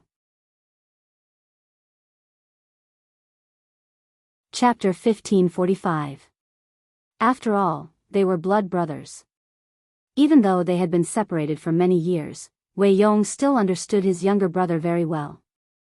He could read between the lines. If that's the case, then I can rest assured. Wei Yong looked very haggard. His usually neatly groomed hair was now gray, and his face was full of exhaustion. Wei Ci could not help but say, even so, what I can do is limited. If I overstep my boundaries, I'm afraid it's beyond my power. Wei Yong understood what his brother was referring to and laughed in spite of himself. All these years, you haven't received much kindness from the clan. It's truly not easy for you to still care about your family and be willing to help them. I'm not a thick-skinned person, so why would I ask you to do anything? What happened back then had indeed hurt Wei Ci too much. Because of his 8 characters, everyone pinned the crime of causing his birth mother's death on the newly born Wei Ci. Because of this, his father also developed a dislike for him. Wei Ci only slowly let go of this disgust when he was 11 or 12 years old, but it was too late by then. Due to his father's indifference and his relatives' cold treatment, Wei Ci's childhood could not be said to be easy. How much did everyone ignore him? When Wei Yong returned from his study trip, he found that his younger brother, who should have been enlightened for 2 years, could not even read a word. It was clear that no one remembered his enlightenment. He specifically went to look for his father and told him about this. Only then did his father realize in hindsight that he had hired a mediocre teacher for Wei Ci.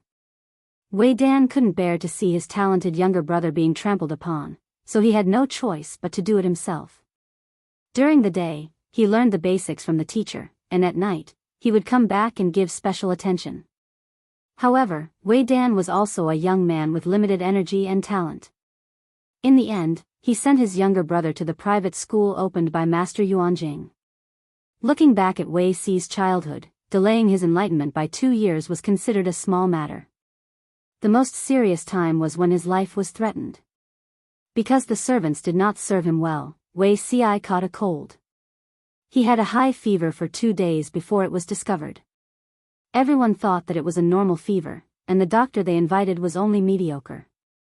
When Wei Dan returned to the mansion, he found that his younger brother was about to go crazy from the fever. He hurriedly sent him to Xinglin divine hands to save his life. Knowing these matters of the past, Wei Yong had no way of asking his younger brother to do anything for the clan. Moreover, Wei Ci was a man of his word. Since he had promised to take care of his family, he would definitely do it. Elder brother, Wei Ci looked at Wei Dan and could not speak for a long time, as if something was stuck in his throat. Wei Dan understood his younger brother, but how could Wei Ci not understand his elder brother? Whether it was his previous life or this life, Wei Ci's temperament had not changed much. In his previous life, he had died of depression because of the early death of his best friend. In this life, he was afraid. Thinking of this, Wei Ci felt as if thousands of words were stuck in his throat. He felt powerless and could not even say the last sentence. Wei Yong was very open-minded. He said, "Are you trying to persuade me to drag out an ignoble existence?" He didn't even address himself as brother anymore. Under the candlelight, there was a hint of melancholy between his brows. Wei Ci's hands, which were on his knees, clenched the hem of his clothes tightly. He said with difficulty, "Why don't you think about sister-in-law, nephews, and nieces?" Although he didn't like using kinship to kidnap his elder brother, if he could keep him alive, even if he had to stay alive, Wei Yong's gaze was gentle as she sighed inwardly. "You should understand my choice." Wei Yong's expression did not change, but there was a hint of reluctance in his eyes. "For your sister-in-law, write a letter on behalf of me to let her go. Let her find a good man to marry again. In my situation, even if I survive, it will only be torture for her and she will be wasting her life. Other than the youngest one, the rest of my children can set up their own families, so I don't have to worry too much." Wei Yong had 3 sons and 2 daughters. The youngest had already started to study. Wei Ci's lips moved, but he couldn't say a word. His elder brother had even planned all this. How could sister-in-law agree? The more he spoke, the softer his voice became. It sounded like he lacked confidence because Wei Ci recalled what happened in his previous life. In his previous life, Wei Yong and sister-in-law were a young couple.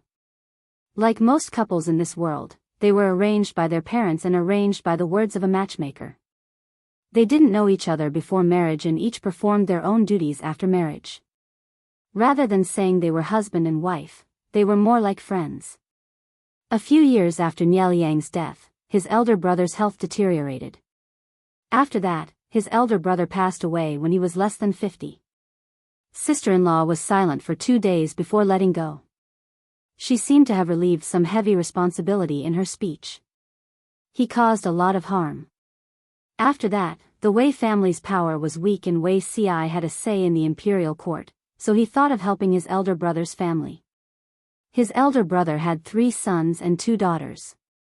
Other than the eldest son who was slightly mediocre, the other 2 sons were not bad. If they were to gain experience, they would have a promising future. Wei Ci was closer to his elder brother's family.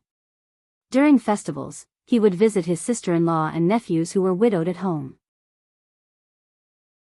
While chatting, he heard that his sister-in-law had a good childhood sweetheart when she was still unmarried. However, that person passed away in the cold winter of the previous year. A few days after that, his sister-in-law also fell ill. What's there to hide?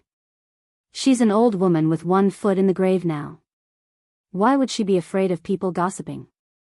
Wei Ci only found out about this when he visited the residence. His sister-in-law did not hide it. Not long after Wei Yong's death, his sister-in-law became widowed at home. Her childhood sweetheart also lost his wife for many years. The 2 of them got in touch again by chance. The other party seemed to still have feelings for her, but his sister-in-law felt that she was old and it was very embarrassing to marry again at such an age. Moreover, her grandchildren all went to the academy one by one. She had to think about her grandchildren's reputation. After a few rejections, her childhood sweetheart passed away after waiting for a few years. When his sister-in-law heard the news, she couldn't take it anymore and became depressed. She also fell ill. Wei Zixuan has long lost the will to live. It's better to say it clearly. Once they part, they'll both be happy. Why delay it for so many years? You've really done a lot of harm. Wei Ci listened in silence and didn't criticize anything. This matter was indeed his elder brother's fault. His elder brother's situation in this life was worse than in his previous life. Even if he dragged out an ignoble existence this time, with his temperament, he probably wouldn't live for long. He would die of depression. Wei Yong didn't know what his younger brother was thinking. He asked, "Are you married now?" Wei Ci exclaimed. He didn't know why his elder brother's topic had jumped to this. Not yet. Wei Yong asked him, "Is it because of yourself or something else? You should have a child to continue the family line." There was nothing that couldn't be said between brothers. Wei Ci didn't want to beat around the bush, so he honestly told him part of it. "It's not because of myself. I do have someone I like. It's just that due to the situation, I can't get married." Chapter 1546. You've had your own opinions since you were young, so I can't force you. But you should always pay attention to matters of the family. Wei Ci understood what his elder brother meant. In both his previous and current lives, his elder brother had recommended to him to adopt his nephew. Wei Dan was very good to Wei Ci. He had recommended many matchmaking sessions for him in his previous life. In the end, he had no choice but to let him adopt a son so that he would not have no one to rely on when he was old. I mentioned it to you once many years ago, but you didn't agree. Now that you're 30 years old, you can't delay it for a married woman. His youngest son had no one to take care of him, and Wei Ci was unwilling to marry and have no children because he liked married women. It was better to adopt his nephew and have the best of both worlds. Wei Ci was speechless. His elder brother's imagination was still so wild. "I'll help you write the letter to release your wife. If you're willing to remarry, I'll take care of my nephew. If you're not willing to remarry, I'll send people to take care of them," Wei Ci said sincerely. "I'm afraid it's not appropriate to adopt a son." Wei Ci had clearly rejected it, so Wei Dan couldn't continue selling the recommendation. They tacitly forgot the previous topic and talked about the future situation. Jianghu won, and the Nye family suffered a great defeat. If nothing went wrong, the world would be hers. Wei Dan had studied Jianghu in private, so he could more or less speculate about her future ruling style and the way she would use people. As his elder brother, Wei Dan naturally wished his brother well. Wei Ci had chosen the right person, and he could not escape the honor of founding the country in the future. However, this didn't mean that Wei Ci's future career would be smooth sailing. There were many potential dangers. Wei Dan took advantage of the last night to teach his brother a lesson so that he wouldn't step on landmines. The most important part of the conversation was the struggle between the gentry and the commoners. Jianghu obviously supported the poor, but she didn't intend to completely abandon the gentry. The two had different standpoints, and their interests were entangled. It would definitely be a hidden danger in the future. If Wei Ci wanted peace, it was best not to get involved. Speaking of this, Wei Dan suddenly thought of something. "Zixiao, it's best to have less contact with the Wei family in Biyao. It's even better if you cut off contact." Wei Ci was very surprised, as if he didn't expect this to come out of his elder brother's mouth. "Why? You're worried." Wei Ling said, "I'm worried that you'll be sold and have to count the money for them." Wei Ci's hand paused and he almost dropped the teacup in his hand. He suppressed his panic and asked, "Why do you say so?"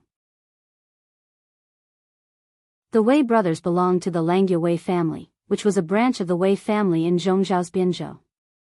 They had no choice but to move back to Zhongzhao because their family had fallen from grace. If he remembered correctly, his elder brother had a good relationship with the main branch in his previous life. Why did he warn him to be on guard in this life? Wei Yong said, "The Nye and Wei families dominate Bian province's aristocratic families.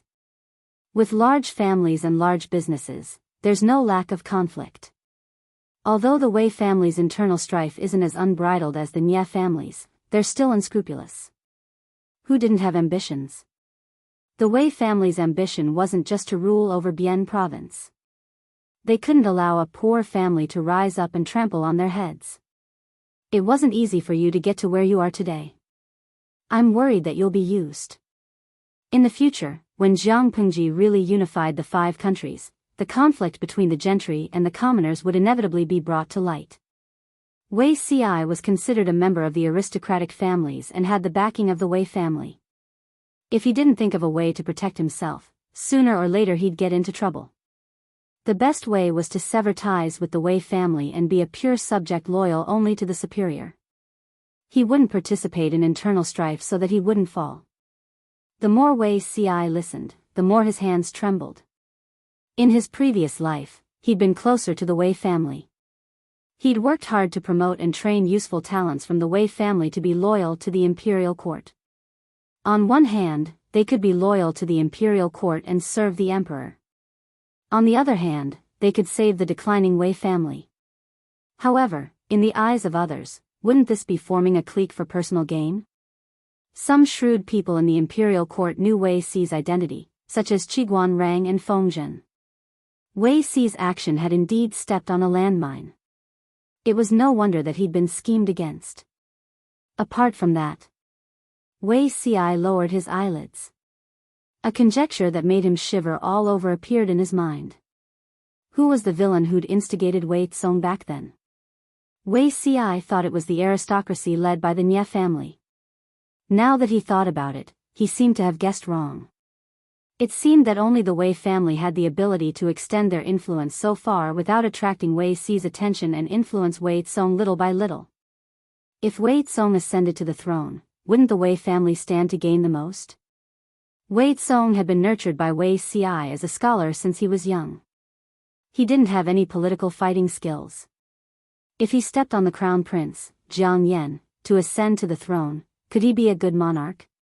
There were so many old officials in the imperial court who'd followed Her Majesty to conquer the world and had been on standby for a long time. How could he manipulate them? In order to sit firmly on the throne and balance the imperial court, Wei Tsong still had to rely on the Wei family in the end until he became a puppet emperor. If his ambition was greater, he could kill Wei Tsong and replace him, or even swap Wei Tsong's future heir. Without a sound, the world would have smoothly changed hands. However, these were only Wei Ci's conjectures. The truth could no longer be verified. I'll keep elder brother's advice in mind. Wei Ci's brows relaxed a little. He'd obviously taken Wei Dan's reminder to heart. Time passed quickly. In the blink of an eye, the sky was already turning white. The morning sun slowly rose from the horizon. Wei Dan exhaled.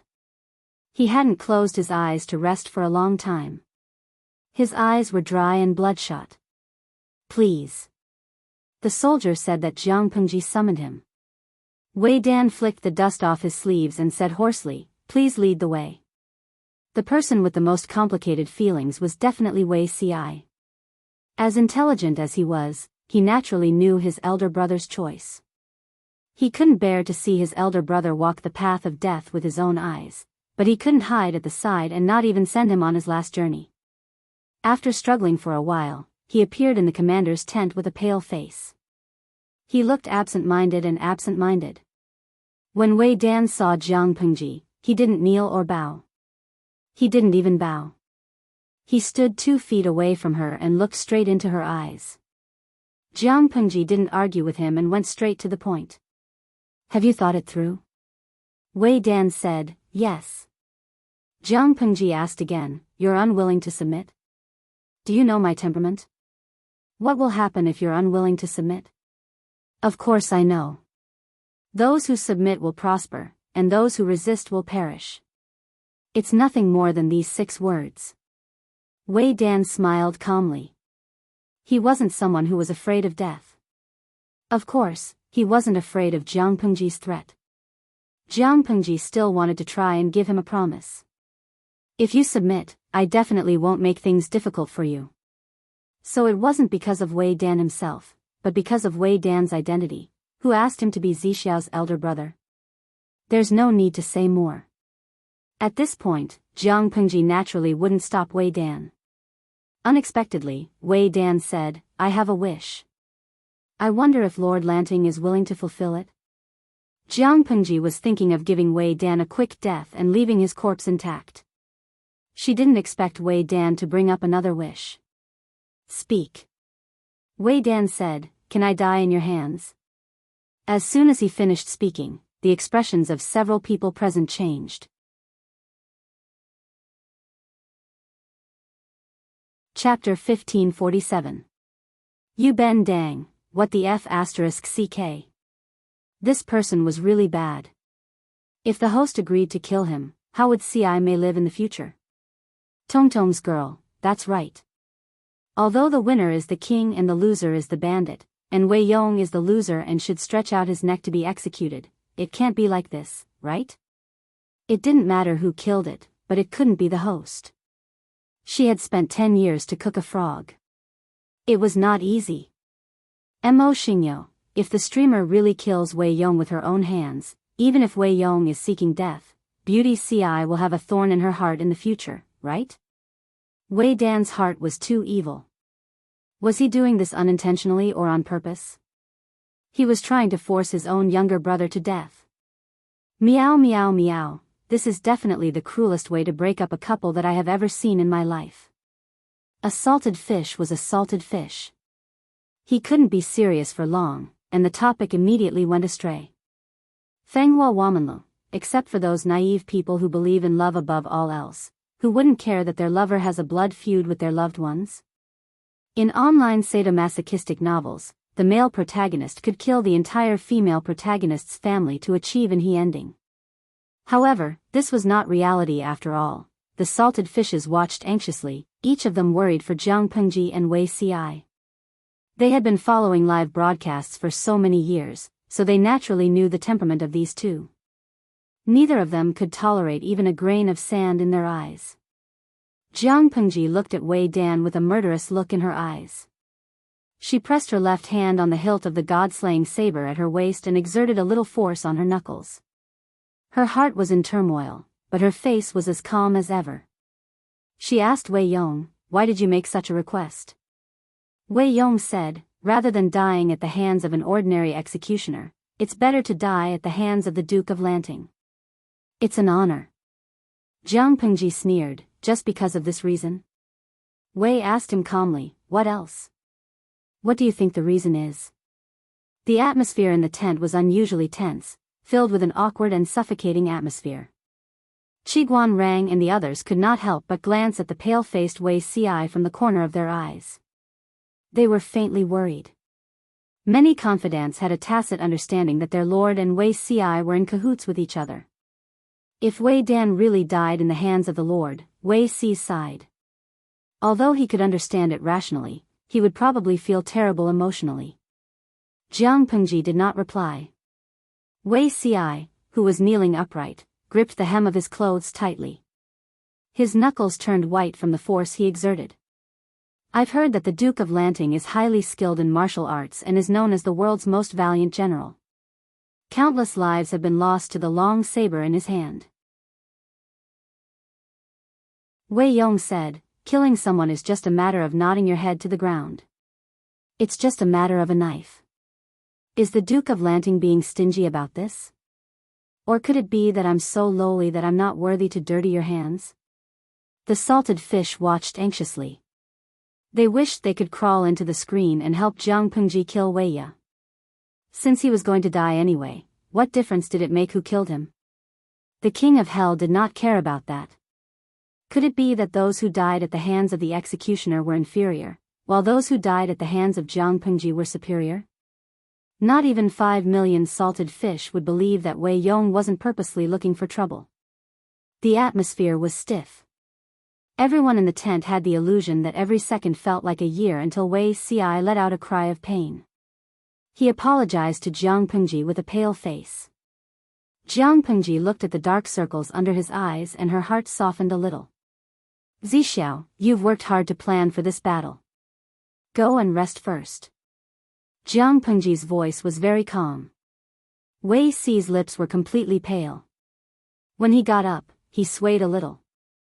Those who did not know would really think that he had been cultivating for too long and that his body could not take it. A young general raised his hand to support him and found that Wei Si's arm was trembling uncontrollably. "My lord, I'm afraid the military advisor is very tired. Shall I bring him back to the tent to rest?" Wei Si's face was very pale. His legs were weak and there was a possibility that he would collapse to the ground at any time. If no one supported him back, he was really afraid that he would fall halfway and something bad would happen to him. Jiang Pengji's left hand rested on the hilt of her knife, but her eyes looked at Wei Yong coldly. He looked back at her without the slightest fear. "Go. Remember to call a military doctor with good medical skills to take a look at the military advisor. Who knows, he might have accidentally caught a cold." When the enthusiastic young general brought Wei Si out of the tent, Wei Yong's guess in his heart was confirmed. He felt a little bitter in his mouth. What was going on? How much enmity did the lord in front of him have with his brother? Why did she have to harm him for the rest of his life? Jiang Pengji pulled out the god-slaying knife with a swoosh and pressed the blade against Wei Yong's neck. She said coldly, "He's gone. Do he have any last words?" Wei Yong gritted his teeth and said, "Do you want to destroy him?" He felt the most sorry for his younger brother. He thought that he had found a wise lord who was worthy of being entrusted to, but in the end, he was a sheep walking into a tiger's mouth. No wonder he refused to accept Wei Si's multiple attempts to go on blind dates, marry a wife, and even have children. He never thought that the truth would be like this. Did the woman in front of him want to completely destroy Wei Si? If Jiang Pengji and Wei Si could get married, it would have been a long time ago. It had been delayed until now without any news. Most likely, she wanted Wei Si to stay hidden for the rest of his life. Whether Wei Si was a concubine or the two of them were in love with each other, public opinion would always be harsher on the weaker party. For example, Lord Longyang was very capable, but in the end, when people thought of him, they would say that he was a boy toy who served others. His talent, knowledge, and credit were all secondary. He could hide it now, but if it were to be exposed in the future, Wei Si would be nailed to the pillar of history and pointed at for thousands of years. Besides, was it so easy to be a man who slept beside a female duke? How many interests and entanglements were involved in it? Wei Si was going to be roasted on a bonfire. He could be schemed against and killed at any moment. Jiang Pengji said coldly, "From the beginning to the end, I never wanted to destroy him, but I saw that you wanted to kill him." Those who were in the know understood, but those who were not in the know were confused and felt that it was awesome. Wei Yong's right hand grabbed the blade of the god-slaying saber. The sharp blade cut a long, bloody wound on his palm. It was as if he could not feel the pain. His chest rose and fell rapidly as he smiled sinisterly. "You can learn from those male emperors and have 3 palaces and 6 courtyards, 3 husbands and 9 concubines, 27 wives, 81 wives." Wei Yong said in a hoarse voice, "Duke Lanting is now considered a man who has the world under his control. As long as you want it, is there anything you can't get?" Why couldn't she let Wei Si go? Even if Wei Yong did not say it out loud, Jiang Pengji still understood what he meant. What a dignified reason. Jiang Pengji sneered. "This is the first time I've seen someone speak of their selfishness in such a touching manner." Wei Yong did have his brother's best interests in mind, but he also had the intention to annoy Jiang Pengji. Perhaps to him, this was considered the best of both worlds. No matter what, Wei Si had been tricked into a sinkhole by him. Jiang Pengji was never stingy with using the evilest thoughts to speculate about others. Wei Yong was the person she wanted to kill the most. Since Wei Si was not around, Jiang Pengji could not be bothered to have a good attitude towards Wei Yong, so she spoke harshly.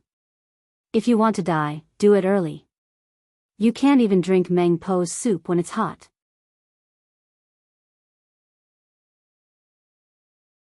Chapter 1548. Wei Zixuan died a clean death, but it's troublesome for the Lord and Zixiao. Qiguan Rang felt a headache coming on. He had already accepted reality and was waiting for his young lord to be born. He didn't expect there to be unexpected complications.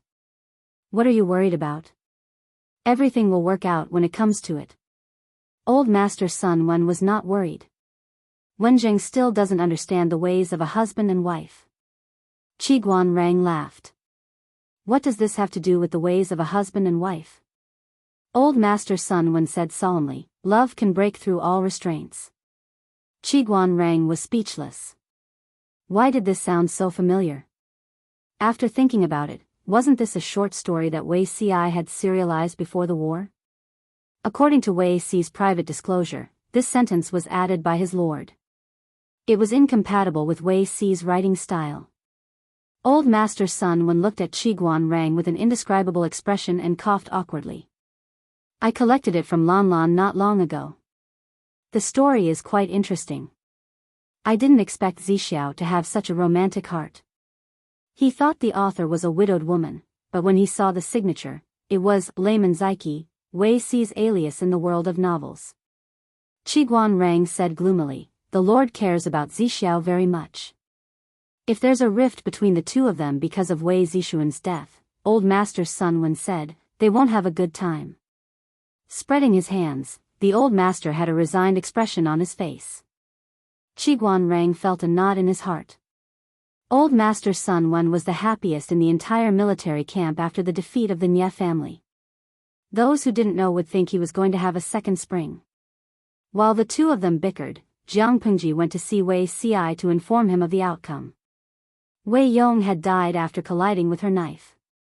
She sent someone to collect his body and asked Wei Si if he wanted to collect Wei Yong's body. Wei Si's eyes were red as if he had cried, but there were no tears on his face. Other than his low spirits, he was fine. If you want to blame me, blame me. I've killed so many people that I don't lack Wei Yong's life. In the words of the audience in the streaming room, Jiang Pengji was a model example of being single based on ability. Blame me. If there's a rift between us, I won't accept it. Wei Si saw that his lord was sitting next to his bed. She looked as arrogant as usual, but in reality, she looked a little nervous, which was rarely seen. Why would my lord think that Si hates you? Wei Si asked her, this is my elder brother's own choice. How can I indiscriminately implicate others? The outcome of the battle between the two armies was cruel. Just as Big Brother said, those who submit will prosper, and those who oppose will perish. If the person who lost today was the Lord, she would not have a good ending, and Si would not be able to live in this world. There was no one to blame for this. If we really want to blame someone, we can only blame the world. Jiang Pengji said with a headache, the more reasonable you are, the more guilty I feel. However, Wei Si said, why does my lord feel guilty? You can't have a guilty conscience if the captive is a blood relative of an official, right? Jiang Pengji was silent. She did not choose to sit upright. Instead, she crossed her legs. Her sitting posture was extremely inelegant in the eyes of others. I suddenly feel sorry for you. Wei Si looked at her in surprise. He did not understand why his lord suddenly felt this way. Zixiao is only 30 years old in a few months, but his mentality is so open-minded and bright. He is not inferior to those wise men in their 50s or 60s. If you think about it, you will know that this is not the experience and understanding accumulated in this life, Jiang Pengji said in a low voice, it's most likely from my previous life. One only knows pain after falling. Many experiences can only be truly understood after experiencing them personally. Wei Si suddenly said something completely unrelated. In my previous life, my teacher devoted himself to teaching and taught countless students. He could be considered to have students all over the world. During the chaos of the 5 kingdoms, other than Yumo, Wenbin, and Shaoyin, another 56 people became officials. There are 23 people who are qualified to be recorded in the new history by Master Ching Cheng. Jiang Pengji scratched her head. What does this have to do with me? Wei Si said, most of these people are my classmates and good friends from when I was young. They are not like brothers, but more like brothers. Jiang Pengji was speechless. She suddenly had an ominous premonition. Wei Si continued, not only Yumo and the other 2, the deaths of the other half are directly or indirectly related to His Majesty. Jiang Pengji was speechless. Wah! Wei Ci said helplessly, in the early days of the Jiang dynasty, the scholars from Langye Academy had a deep conflict with His Majesty. Indeed, the Empress specifically caught and killed the students from Langye Academy. How much hatred and resentment there was. Jiang Pengji asked, what about Wei Liao? Nie Liang died in the internal strife of the Nie family. My eldest brother was depressed for many years because of the death of his close friend. He died of illness before he was 50. Wei Ci lowered his head and said, his elder brother died in the hands of the Lord. It was his wish. I will take good care of the children he left behind. Jiang Pengji deliberated and said, I think, you have other things in your heart, indeed. Wei Ci did not hide it. He said, that matter is related to Fushou. Jiang Pengji knew Fushou. He was the son of the previous Wei Ci. His name was Wei Kong. Fushou took a detour and was used to force the abdication. My nephew's shadow is probably in this. Although I'm not sure, it's not far away. Wei Ci could not keep his son by his side at all times. Sometimes, when he could not take care of him, he would leave him at his brother's house and let his nephew and niece-in-law take care of him. Ever since the meteorite incident, Wei Ci had been much more cautious. He would even restrict Wei Tsong's interactions with the sons of the aristocrats. He was so strict, but Wei Tsong was still taken advantage of. Now that she thought about it carefully, the possibility of the aristocrats, led by the Wei family, colluding with his 3 nephews was very high. This was also the only way to not arouse Wei Ci's vigilance. Jiang Pengji said, isn't it all in the past? Wei Ci said with bloodshot eyes, in the end, it's hard to calm down. His most beloved son was used by others. He brought outsiders to force the abdication in an aggressive manner. He almost forced his own sister to death and indirectly caused his own father's death. The only thing worth rejoicing over was that His Majesty was a step ahead of him. Otherwise, he would not know what the situation would be like. He would most likely be disheartened with anger. According to Crown Prince Jiang Yan's character, even if he spared Wei Tsong's life, he would most likely not forgive him. Exiling Wei Tsong for 1,000 miles was already considered merciful. None of the family of 4 had a good ending. This was tragic enough. Jiang Pengji patted his shoulder and said, I'll lend you this golden and precious shoulder to lean on. However, Wei Ci said, this is an important military camp. Be careful with your words and actions. Wei Dan was naturally sad about Wei Ci's death, but it was not as serious as Qiguan Rang and the others imagined. He also did not have a rift with his lord. He carefully collected his eldest brother's corpse, changed it into clean shrouds, and placed it in a coffin to be sent back to Langye County. Although the Wei family of Langye had moved back to Biyao, the ancestral graves of the branch remained in place and had not been moved.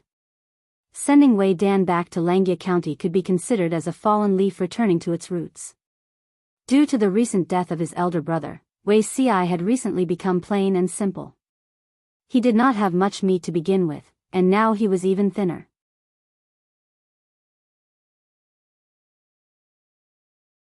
Chapter 1549. Did you get any news? In the Battle of Zhangjiang Pass, the Nie army had suffered a crushing defeat. They had lost nearly 200,000 soldiers and horses, and almost all the elites had died. Although tens of thousands of soldiers had successfully broken through, they had no order, no will to fight, and no supplies. They were almost like headless flies flying around.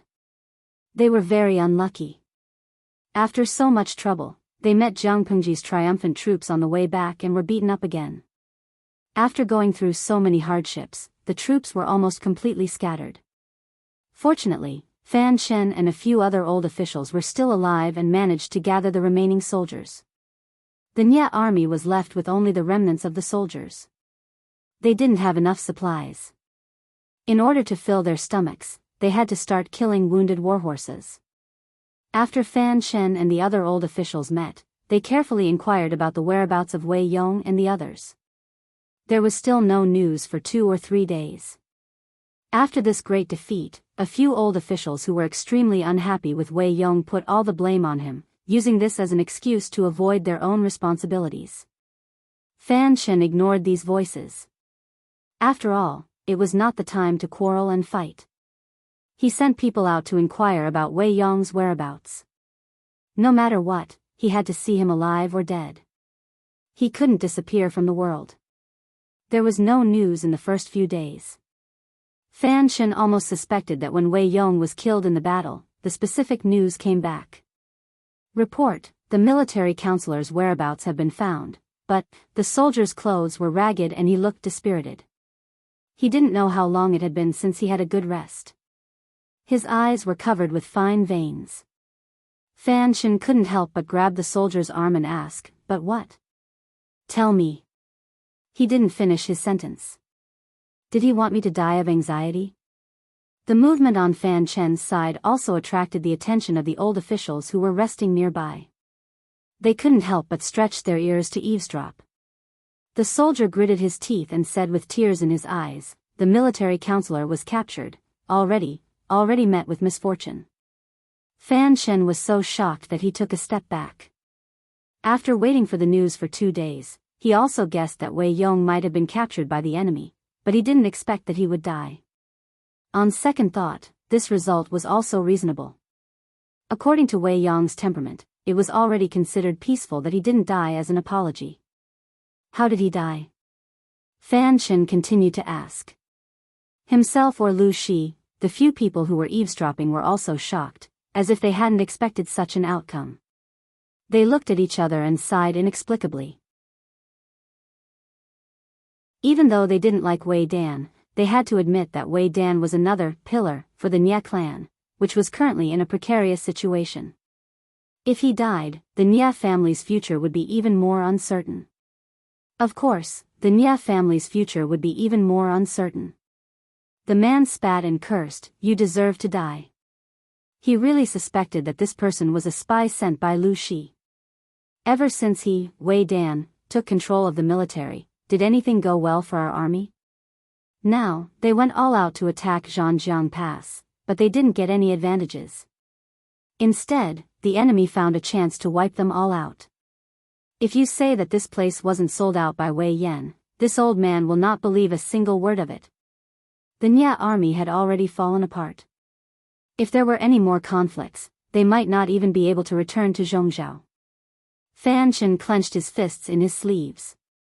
His nails left deep marks on his palms. He took a deep breath and pretended not to hear the old man's insults. He patiently asked the soldier. "I heard that Lu Shi tried to recruit the military counselor, but he refused," the soldier said with tears in his eyes. The military counselor sought death and died under Lu Shi's sword. Fan Chen asked again, "Could it be, no one came forward to plead for the military counselor?" Everyone in the world knew that Wei Yong's brother was loyal to Jiang Pengji. The soldier shook his head. "I only heard this. I don't know the rest." Fan Chen sighed in his heart and asked, "Did Lu Shi send someone to deliver the military counselor's corpse?" No matter what, Wei Yong was dead. According to the customs of the two armies, the corpse should have been sent back. The soldier said, "The military counselor's corpse has been collected by his brother. He sent someone to bury it in his hometown." Only then did Fan Chen remember that Wei Yong was from the Wei family of Langya, a branch of the Wei family of Biyao. Because they had been separated for 200 or 300 years, their land was in Langya County. If Wei Ci helped to collect the corpse, Wei Yong's corpse would most likely be sent back to Langya County. Thinking of this, Fan Chen felt endless pressure rush toward him like a tide. His vision darkened and he almost fainted. Everyone hurriedly helped him awake. If even Fan Chen knelt, then the Nye army really had no one who could shoulder the burden. "What should we do now?" Fan Chen said, "I'm afraid the news of our defeat can't be hidden. It's better to gather the remaining troops and return to Biyao as soon as possible. The Lord's safety is more important. Where there's life, there's hope." Gathering the remaining troops could gather tens of thousands. Together with the troops in Nye Qing's hands, they might be able to stabilize the situation. Fortunately, the Lord Nieliang had already dealt with the ambitious fellows who had attached themselves to the Nie family before he died. Otherwise, if the army was defeated and returned with a bunch of injured soldiers, they would probably be devoured until not even their bones were left. Lu Shi won't let go of this opportunity. The Nie family's assets had all been lost. At this moment, Zhongzhao was like a shelled and defenseless egg, allowing the enemy to do whatever they wanted. Fan Shen said, "Of course Lu Shi won't let go of this opportunity, but she won't be able to fight again in a short period of time." The Nie family had suffered heavy losses, but would Jiang Pengji feel better?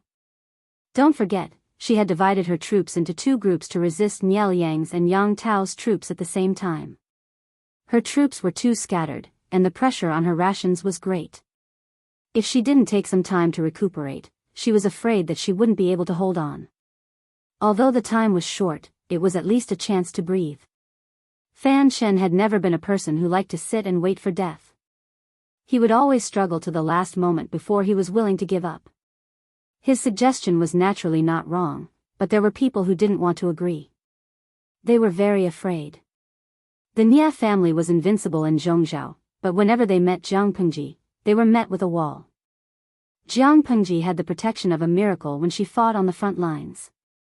She had the protection of a miracle when she launched a sneak attack in the middle of the night. It was obvious that God was biased to the extreme. They were just a group of ordinary people. How could they compete with the Son of Heaven, who carried destiny? Nie Liang and Wei Dan had tried to challenge her, but what was the result? One died of illness, the other was killed. When Fan Shen heard these reasons, he was so angry that he almost vomited blood.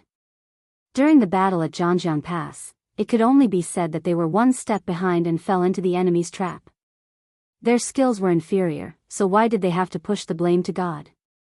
No matter how many voices of opposition there were, they still had to return to Zhongzhao. Otherwise, they wouldn't even have enough to slaughter the warhorses for food. Just as half of the remaining troops left, the news of the army's defeat reached Nie Qing's ears. What did you say?" He could recognize every word of the person who came, but when put together, he couldn't understand it. How could the Nie army, the person who came, gave a concise account of the battle that day? Nie Qing's face grew paler and paler.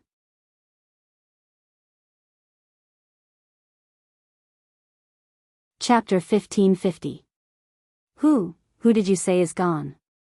Nie Qing's slender shoulders trembled and his hands started to tremble. It was as if he was isolated from the world and could not hear anything clearly. Who did you say is gone?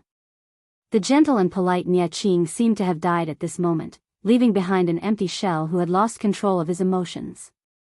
He grabbed the messenger's clothes uncontrollably and lifted him up while breathing rapidly. He said shakily, "Tell me, who died?" The messenger was also frightened by Nie Qing. He clamped his thighs together and resisted the urge to urinate. He said, "Military advisor Wei Yong." He was unlucky. Before the messenger could finish, Nie Qing threw him out like a madman. He really did not know how such a thin and weak body could have such great strength. The messenger did not fall seriously.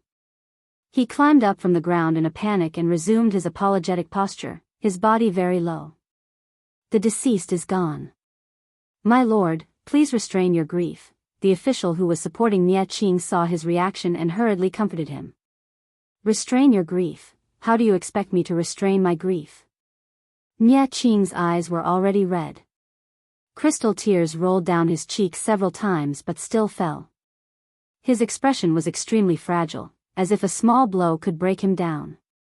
Nie Qing said in a choked sob, "Father is gone, that bastard Nie Yang is gone, and now even father-in-law has abandoned me. What did I do wrong to lose my closest relatives one after another in just a few months?" Nie Qing almost roared out these words. The veins on his forehead bulged and sweat and tears rolled down. "My lord did not do anything wrong." "You did nothing wrong." The official saw Nie Qing paralyzed on the ground and went forward on his knees to comfort him. "If there is anything wrong, it can only be said that you were born at the wrong time. The Nie family's building has collapsed and the enemy is watching. If my lord continues to wallow in pain, How will you meet the previous master and the rest after 100 years? At this moment, you should pull yourself together. After recuperating and accumulating strength, you can protect yourself. Nie Qing said hoarsely, I know, give me some time to calm down. The official knew that Nie Qing was too young and could not withstand repeated blows.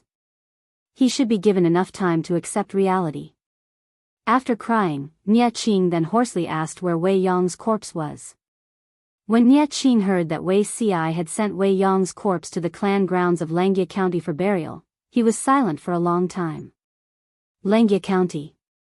It's good that the fallen leaves have returned to their roots.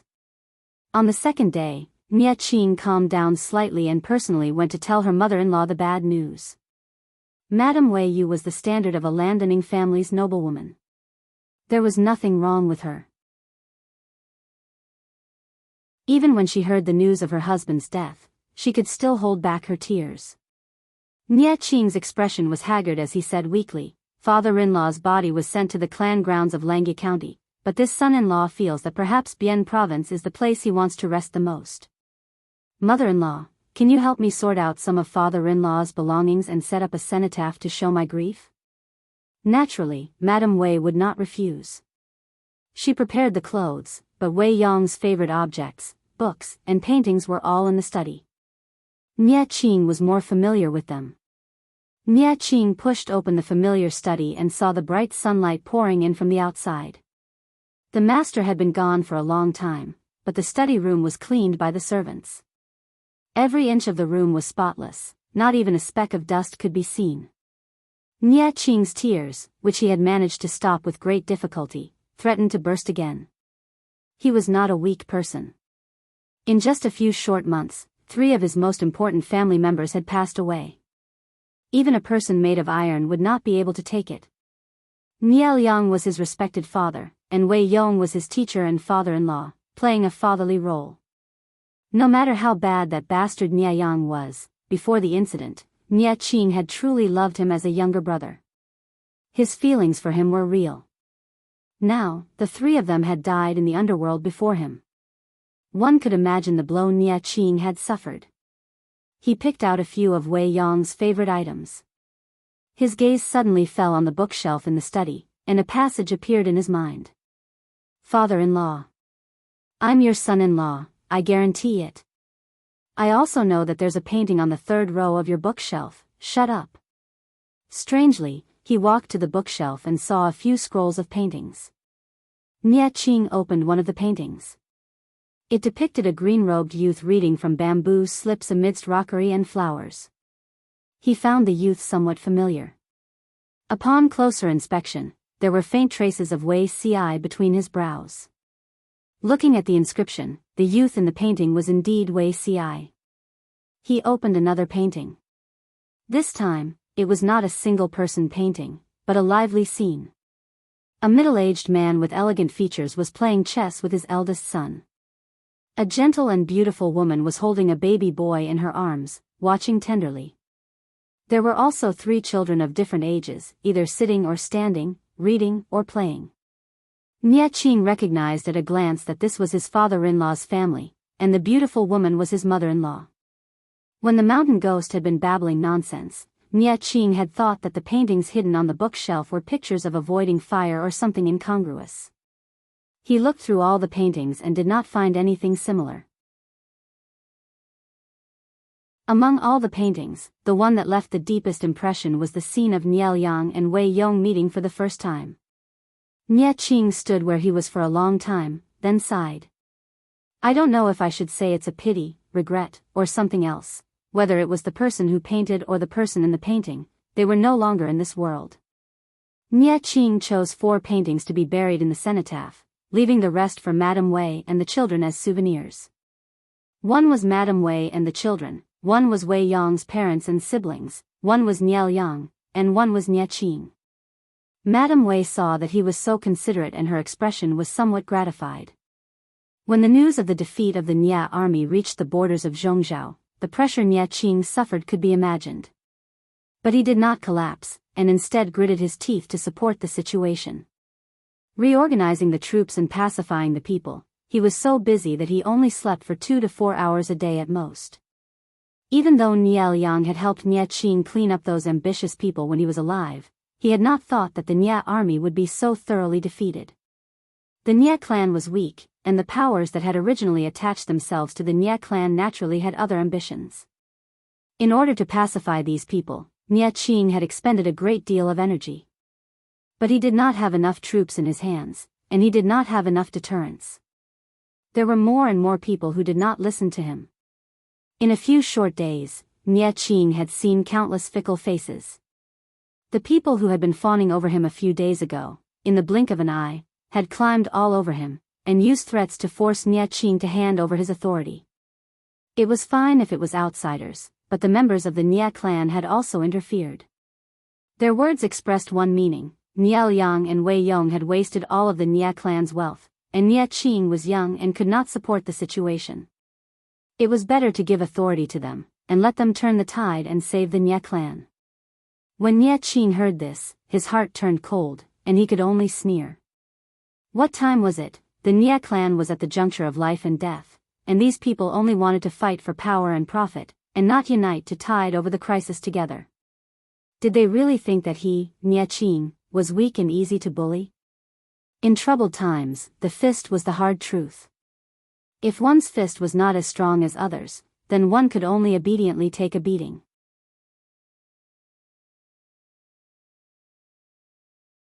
Chapter 1551. A few days later, Fan Shen and the rest returned with the remaining soldiers. Disregarding his injuries, he immediately went to see Nie Qing to ask for forgiveness. Nie Qing was much thinner than before, the clothes he was wearing seemed to be empty. When the man stepped forward to help Fan Shen up, Fan Shen could feel how shriveled his hands were. Fan Shen's eyes were red. "I am guilty and dare not get up. My lord has lost a lot of weight recently. May I be so bold as to ask my lord to take care of yourself?" How could Nie Qing really ask Fan Shen to apologize? Based on the limited intelligence, Nie Qing carefully read the details of the battle at Zhangjiang Pass. He knew that the blame for the defeat could not be pushed to Fan Shen. Under Nie Qing's insistence, Fan Shen stood up shakily. He staggered and sat down on the mat. Nie Qing carefully asked about the details of the battle at Zhangjiang Pass. Fan Shen naturally knew more than the messenger. After listening to Fan Shen's objective narration, Nie Qing's already pale face became even uglier. "We can't blame anyone for this defeat. We can only say that we were one step behind. Our plan failed and we were used instead." Nie Qing also knew that if they won the battle at Zhangjiang Pass, it was equivalent to forcefully opening the door to Dongqing. Jiang Pengji's other troops were held up by Yang Tao and could not return in time to help. If they made good use of the opportunity, they might have been able to take over Jiang Pengji's forces. What a pity. Fan Shen said in shame, "I am still incompetent. If I could have killed Lu Shi at the front lines, perhaps." He explained in detail how Jiang Pengji led the troops for a sneak attack but fell into a trap. Because Jiang Pengji appeared at the front lines, Fan Shen was certain that Jiang Pengji did not discover their plan and did not warn the guards.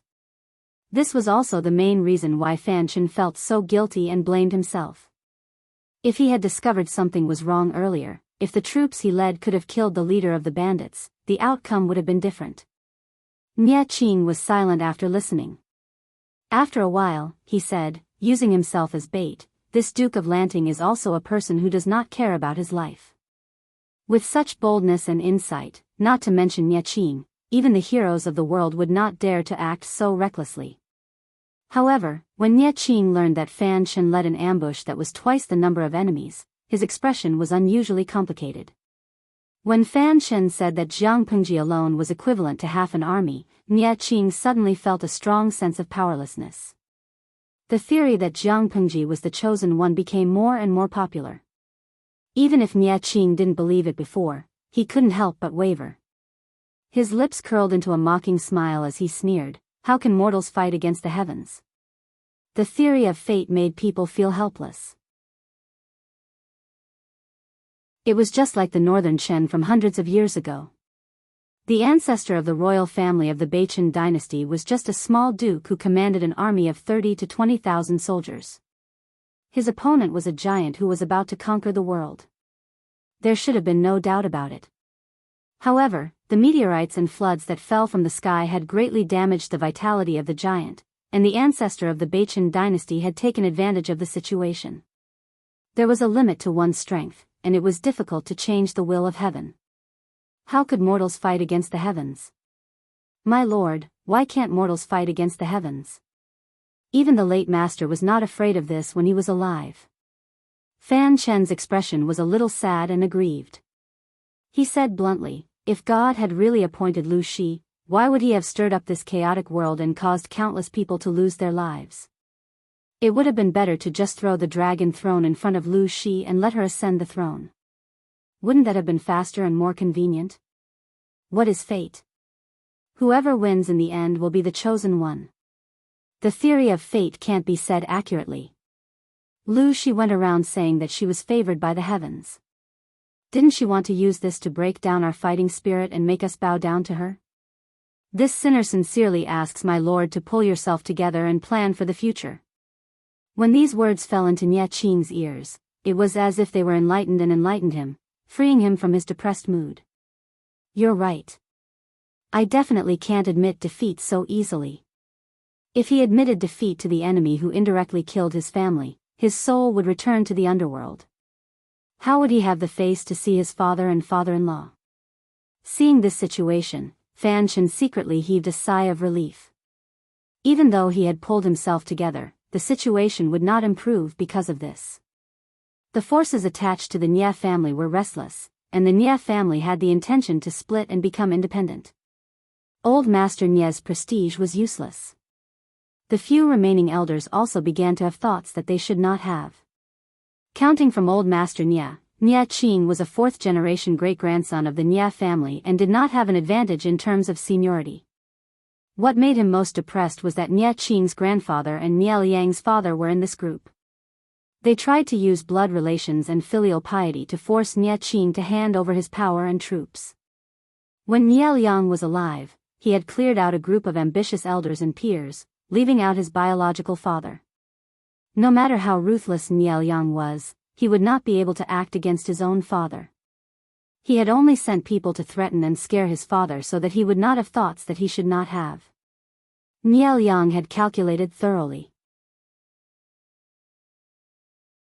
He had calculated that Nie Qing's troops were strong and that even his own grandfather would not dare to do anything to him. He had never expected that Nie Jun would lose so badly and that ambition would come back to life. Fortunately, Nie Qing's attitude was unyielding and the other did not succeed. Even so, the situation in Zhongzhou, which had finally calmed down with great difficulty, once again became chaotic. They were afraid that the small feudal lords of the Nie family would take advantage of the situation and divide the fat meat that the Nie family occupied. The Nie family wanted to take advantage of this opportunity to seize power from Nie Qing's hands. The forces that were attached to the Nie family also had their own ideas. For a moment, the situation was turbulent. Nie Qing felt that he was sitting on a small boat. Around him was a vast ocean. The wind roared, lightning flashed, and thunder rumbled. The tempestuous waves wanted to tear him apart. Let's rest comfortably for a while and let Zhongzhou consume its own internal strife. Because of the chaos in Zhongzhou, Jiang Pengji took the opportunity to send hundreds of spies to gather information. Every once in a while, she would receive fresh gossip. Just as Qiguan Rang and the others had analyzed, Zhongzhou was now in a mess. Even though they all knew that Jiang Pengji was the biggest threat and that they should form an alliance to resist her, only a few of them shouted slogans and did not put them into action. They are all a bunch of short-sighted mediocre people. Jiang Pengji knew that everyone was greedy and wanted nothing more than to monopolize all the benefits in the world. There were only a few people who were clear-headed and could resist the temptation of benefits. They only think of themselves before they die, regardless of the past or present. It seemed that such people were the majority. Jiang Pengji remembered a certain mission in her previous life. She had to go to a foreign planet where war had broken out to retrieve a confidential document. The rebel army, the civilian army, and the official government army were in a three-way scuffle. They were hostile to each other. When Jianghu went over, the civilian army gathered firepower to besiege a first-level city that the rebel army had occupied. When the city was breached, there were not many rebels who resisted. Most of the rebels went to make love, rape, kill, get drunk, brawl, and gamble. Even though the crisis was approaching, most mediocre people still cared about their own interests and did not learn to unite and fight to the death with the enemy. Jianghu did not know if it was the influence of her awakening, but she found it increasingly difficult to calm down these days.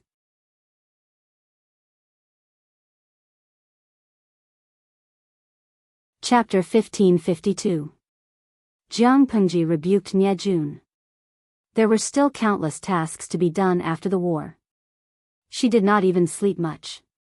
Naturally, she did not have the energy to care about the war situation in Jianghu. Besides, according to the news from the front line in Jianghu, the troops commanded by Fu Wang were not in danger for the time being.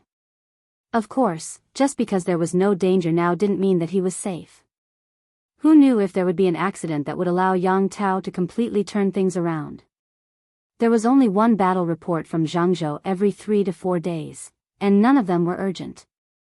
Thus, Feng Yi placed them at the bottom and would review them one by one when the Lord was not so busy. When he heard Jianghu ask about Jianghu, he got up and searched for all the relevant information. Jianghu glanced at the green panda emblem on the envelope and raised her eyebrows. To save time, Jianghu divided the information into 5 levels according to the priority. The ones that were more common and didn't have any major events would be the green panda emblem. The intelligence level was the lowest. The next would be the yellow panda emblem, which was slightly more important but not life-threatening. The next level would be the orange panda emblem. From this level onwards, one would have to use a fast horse. The 4th level would be the scarlet panda emblem, and the highest level would be the pure black panda emblem. According to this classification, as long as she saw the color of the envelope, she would know what it was. Feng Yi had arranged the intelligence reports in chronological order. Jianghu read them one by one.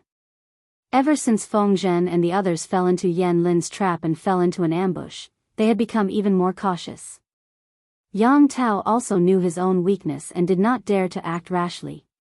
For a moment, the two fell into a strange stalemate. This was also why the information after that time was the safest green emblem. Of course, a stalemate wasn't a good idea, especially when Yang Tao's side was in urgent need of rations and supplies. It would be disadvantageous for them if the battle dragged on for too long.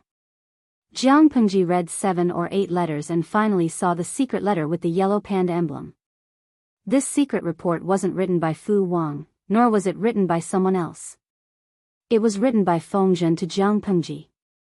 He seemed to be completely enraged by Yan Lin's scheme and had been secretly planning to take revenge.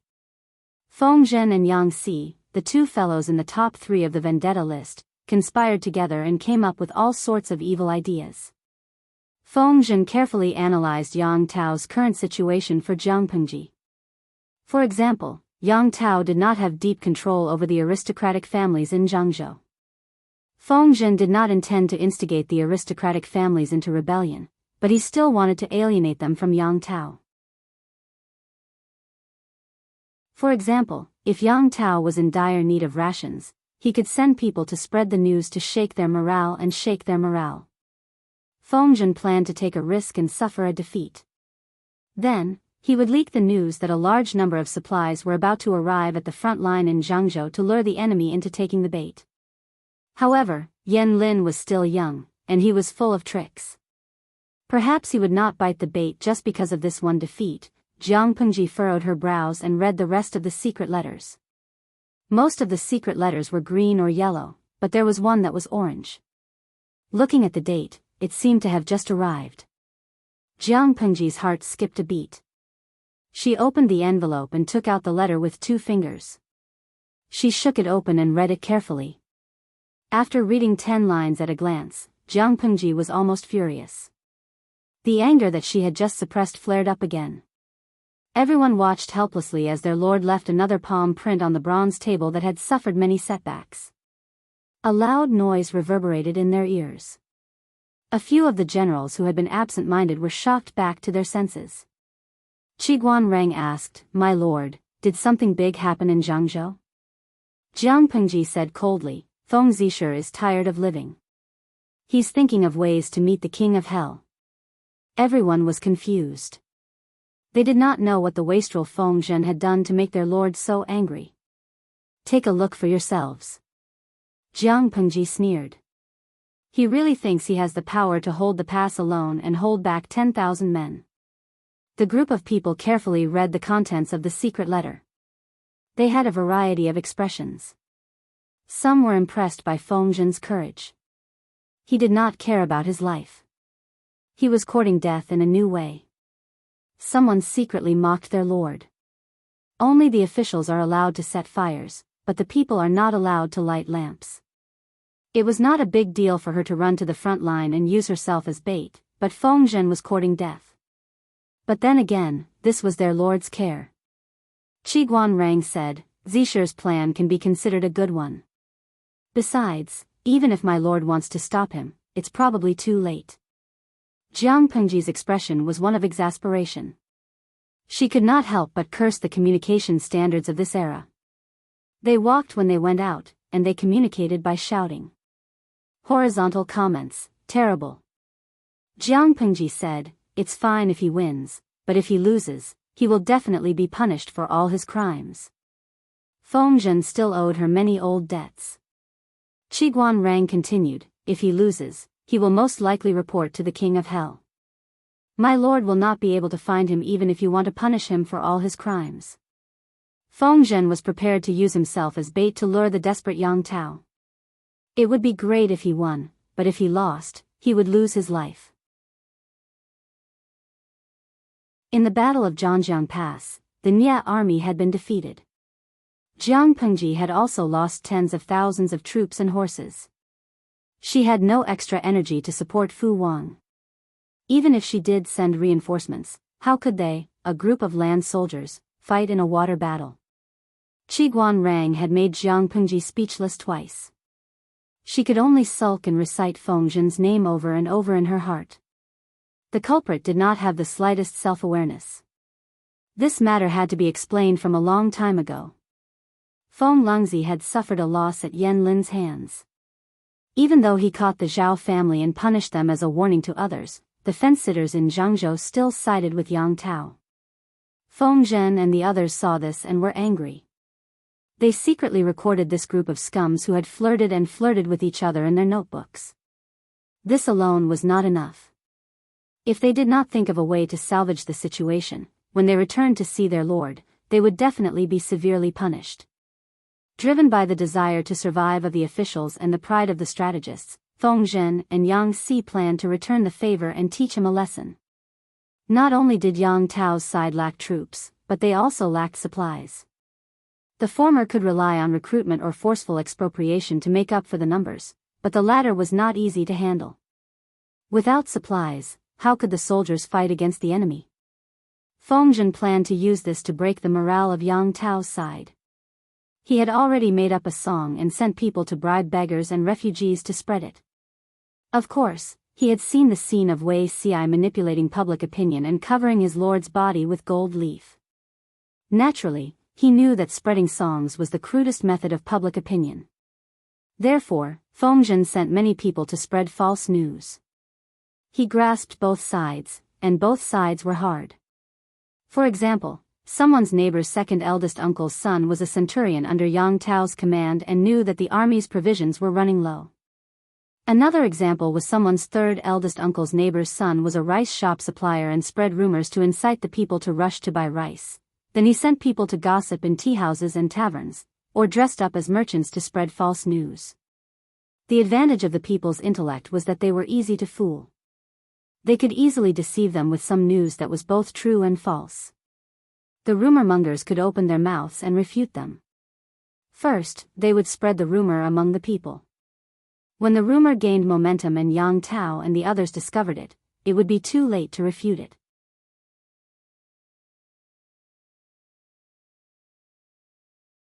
Chapter 1553. Feng Zhen's ability to control public opinion was not as good as Wei Xi's, but it was still far beyond the standard of this period. By the time Yang Tao and the others realized that something was wrong, the rumor had already spread like wildfire.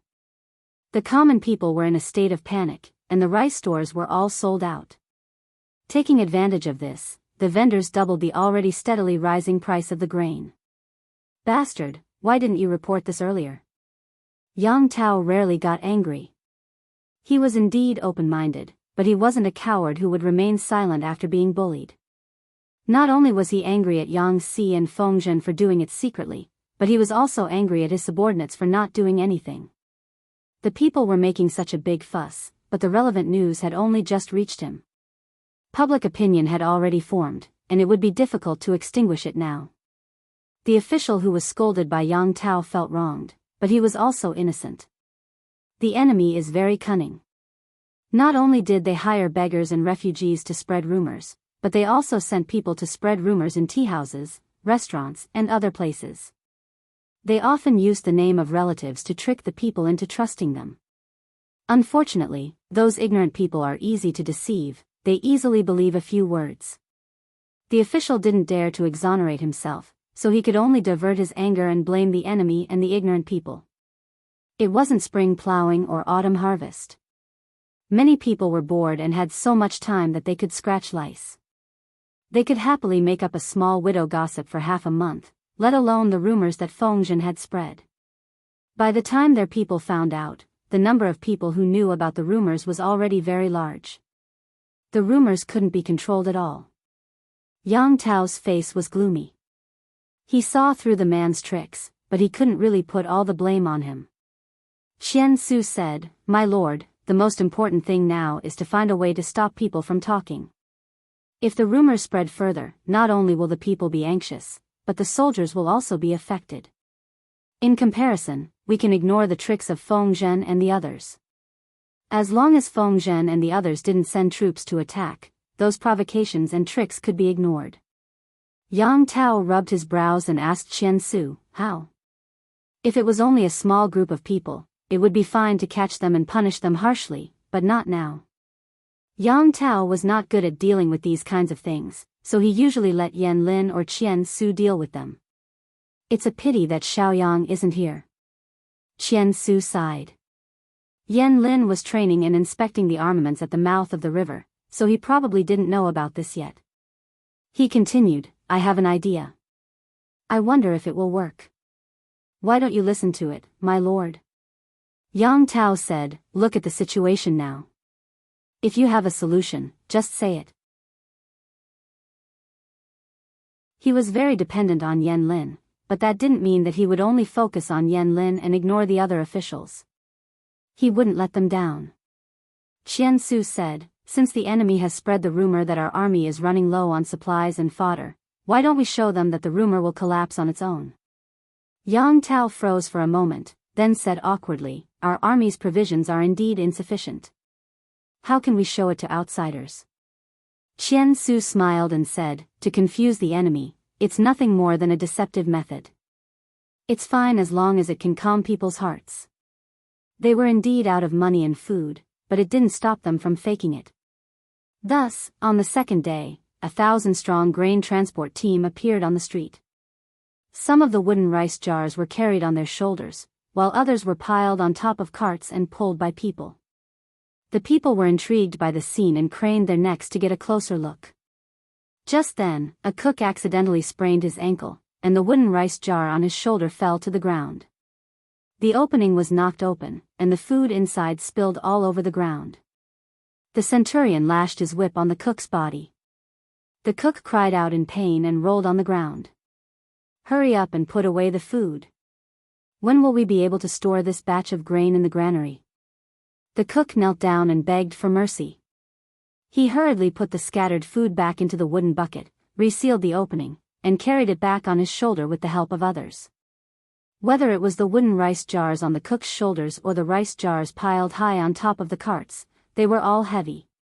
This could be deduced just by looking at the heavy footsteps of the cook and the wheel marks on the cart. The people who were watching the scene were speechless. Didn't they say that the army was so poor that they couldn't even cook? Where did all this food come from? This batch of food must be at least 10,000 dong, right? Those rumors must have been deliberately spread by Lu Xi in an attempt to shake the army's morale. The people who said these things were all spies that Qian Su had arranged in advance. The surrounding people would only go along with them. After several batches of food were shipped, the rumor that Yang Tao was short of food was temporarily suppressed. When Feng Zhen heard this, he couldn't help but sneer. Yang Si laughed. I wonder who came up with this idea. It's really bold. Isn't he afraid of being exposed in front of everyone? If Feng Zhen and the others had received the news in time, they might have sent people over to cause a ruckus and knock over the wooden rice jars. They wanted to see if these jars full of rice were filled with real food. What a pity, Yang Si and the others found out much too late. Yang Tao had already suppressed the rumors. Feng Zhen said, if Yang Tao is afraid of even this little risk, we don't have to fight with him, lest we lower our standards. No scheme was truly unsolvable or flawless. Even the best plan had a certain amount of risk. Qian Su could react in such a short time. Who could say that he didn't do a good job? Yang Si laughed. If there's a chance, we must recruit this person and make him collude with Zixiao. Wei Ci was good at manipulating public opinion, and Qian Su was also good at crisis management. With the two of them working together, they could even clear their name. Feng Zhen said sarcastically, if Yang Tao doesn't fall, do you still want to recruit people who are useful to him? Yang Si said, then we'll think of a way to make Yang Tao fall. Feng Zhen said, Yang Tao's weakness right now is the provisions, military supplies, and horses. The latter are easy to deal with, but the former is not easy to deal with. Calculating the time, there was still some time before the autumn harvest. Feng Zhen wanted to make a big bet. Yang Si asked him, what are we betting on? Feng Zhen said, that Yang Tao's provisions won't last until the autumn harvest. Previously, when the aristocrats were throwing flirtatious glances at them, a few aristocrats who owned countless fertile fields revealed some key information. Yang Tao had sent people to borrow provisions from them, and the amount was quite large. These aristocrats were also shrewd. They knew that the so-called borrowing of provisions could not be returned. They didn't think highly of Yang Tao, so they simply refused. In order to win Feng Zhen's trust, they used this matter to belittle Yang Tao. Yang Si understood Feng Zhen's plan. You mean to lure Yang Tao's troops to intercept the provisions? Feng Zhen nodded. That's exactly what I mean. Yang Si said, there are many shrewd people under Yang Tao's banner. They may not be easily fooled.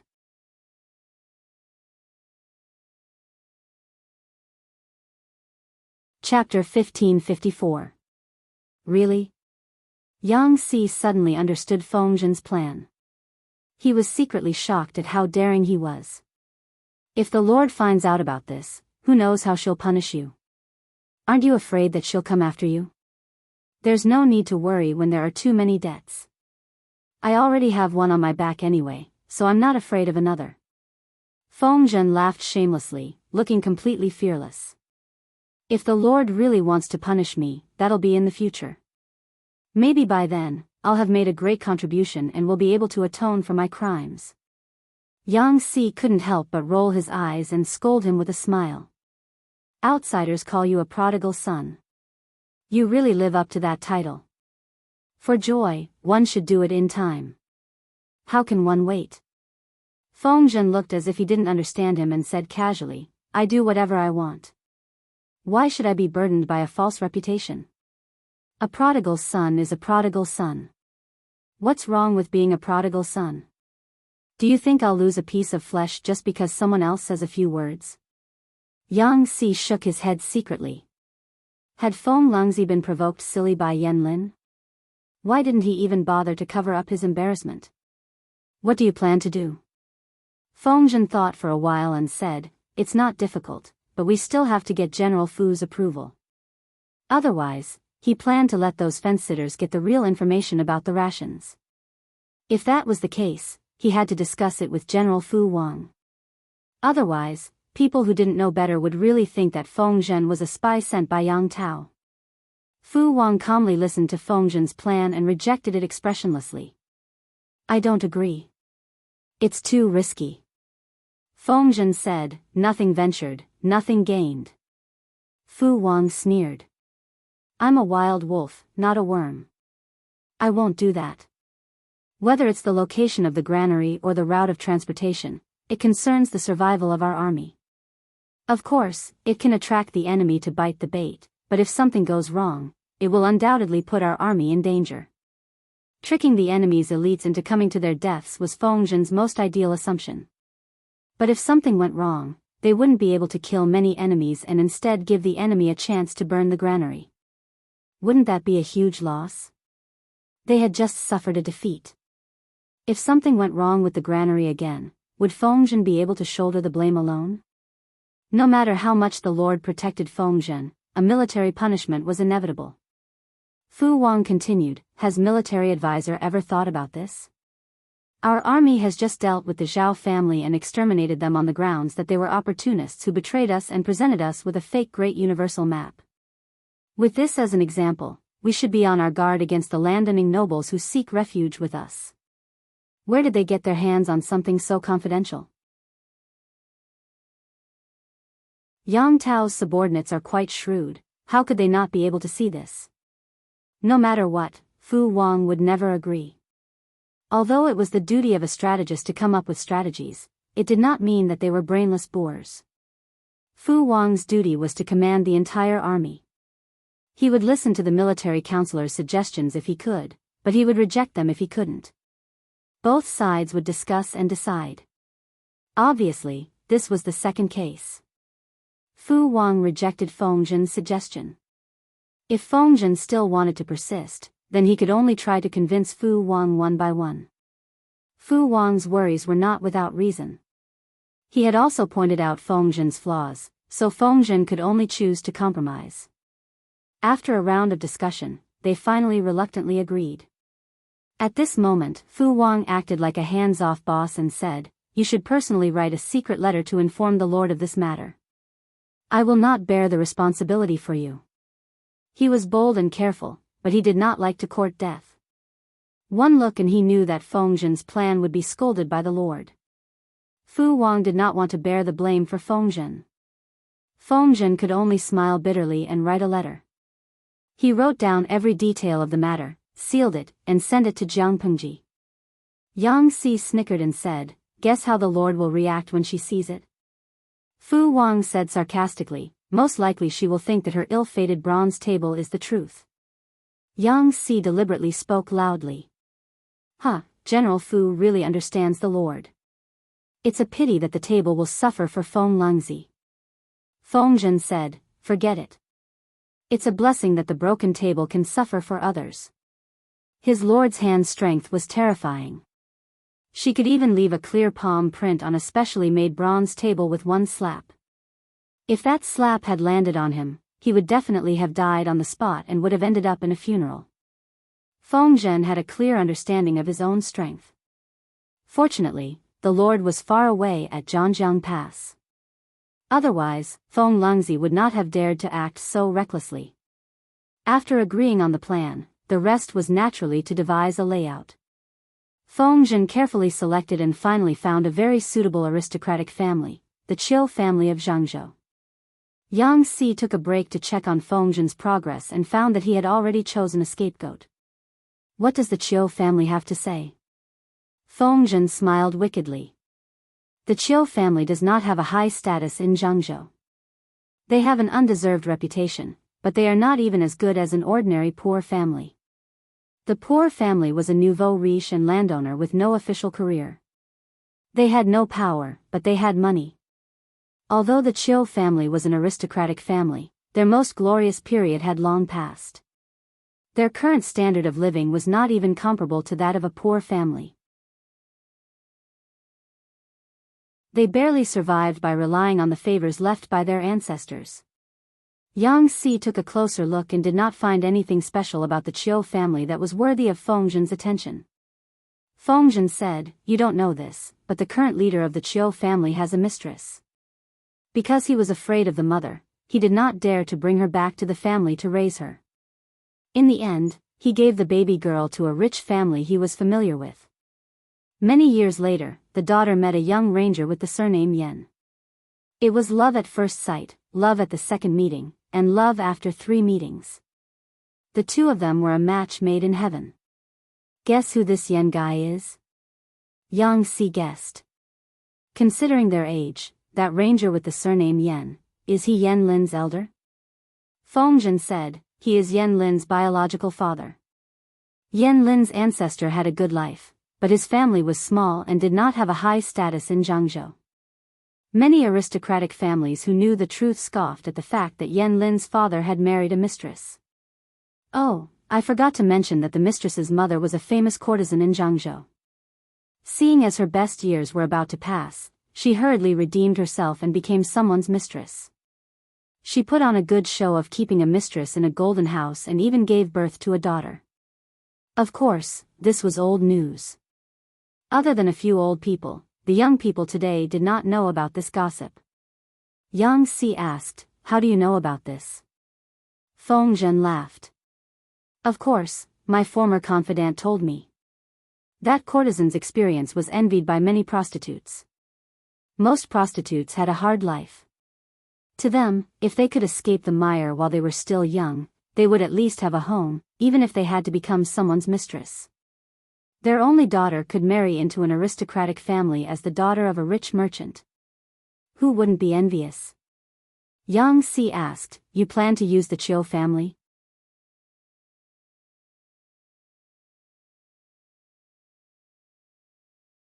Chapter 1555. If that's the case, why would the head of the Chiu family be Yen Lin's biological grandfather? Yang Si had an indescribable expression on his face.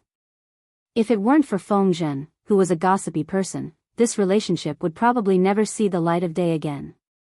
Both the Chiu family and Yen Lin care about their reputation. The head of the Chiu family is willing to risk everything, but do you think Yen Lin would like the Chiu family? Feng Zhen sneered. Yen Lin is not stupid. How can he not know what kind of person the Chiu family is? If he accepts them as relatives, wouldn't his mother be the daughter of the Chiu family's concubine? Not only is she the daughter of a concubine, but she is also the daughter of a prostitute. Even if she has turned over a new leaf, her bloodline is still impure. If he doesn't want to admit it, she is still the daughter of a rich merchant. She is more upright than the previous one. Yang Si sneered. That's true. Feng Zhen glanced at Yang Si. Seeing that he was not affected by the words daughter of a prostitute, he was not worried anymore. Even the daughter of a rich merchant can't marry a noble family, right? Yang Si knew that decades ago, the social atmosphere was much harsher than in troubled times. There was a clear distinction between the gentry and the commoners, not to mention the daughter of a rich merchant. Even marrying an unfavored son of a concubine from a poor noble family would be like reaching heaven in one step, let alone marrying Yen Lin's father.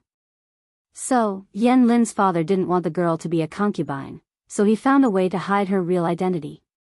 He even asked a good friend to take the girl in as his foster daughter. 2 years later, she got married as the foster daughter of an aristocratic family. Yang Si sighed. He is a man who is infatuated with love. For many men from noble families, if they fell in love with a girl from a poor family, they could take her as a concubine. Why would they worry about her? If the girl felt wronged, they could visit her more often and give her more gifts to please her. To marry a girl from a poor family, the wanderer Yen had put in a lot of effort. Feng Zhen said, deep love does not last long, and extreme intelligence does not last long. Yen Lin's father had both, so he did not live long. A short sentence had washed away Yang Si's sorrowful feelings of spring and autumn. Did the Chiu family not react? Even if the Yen family's status wasn't high, the Chiu family was still a weakling. It was better for the two families to work together than to fight alone.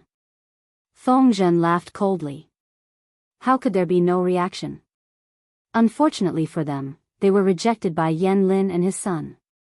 In fact, Madame Chiu also wanted to recognize Yen Lin as her grandson.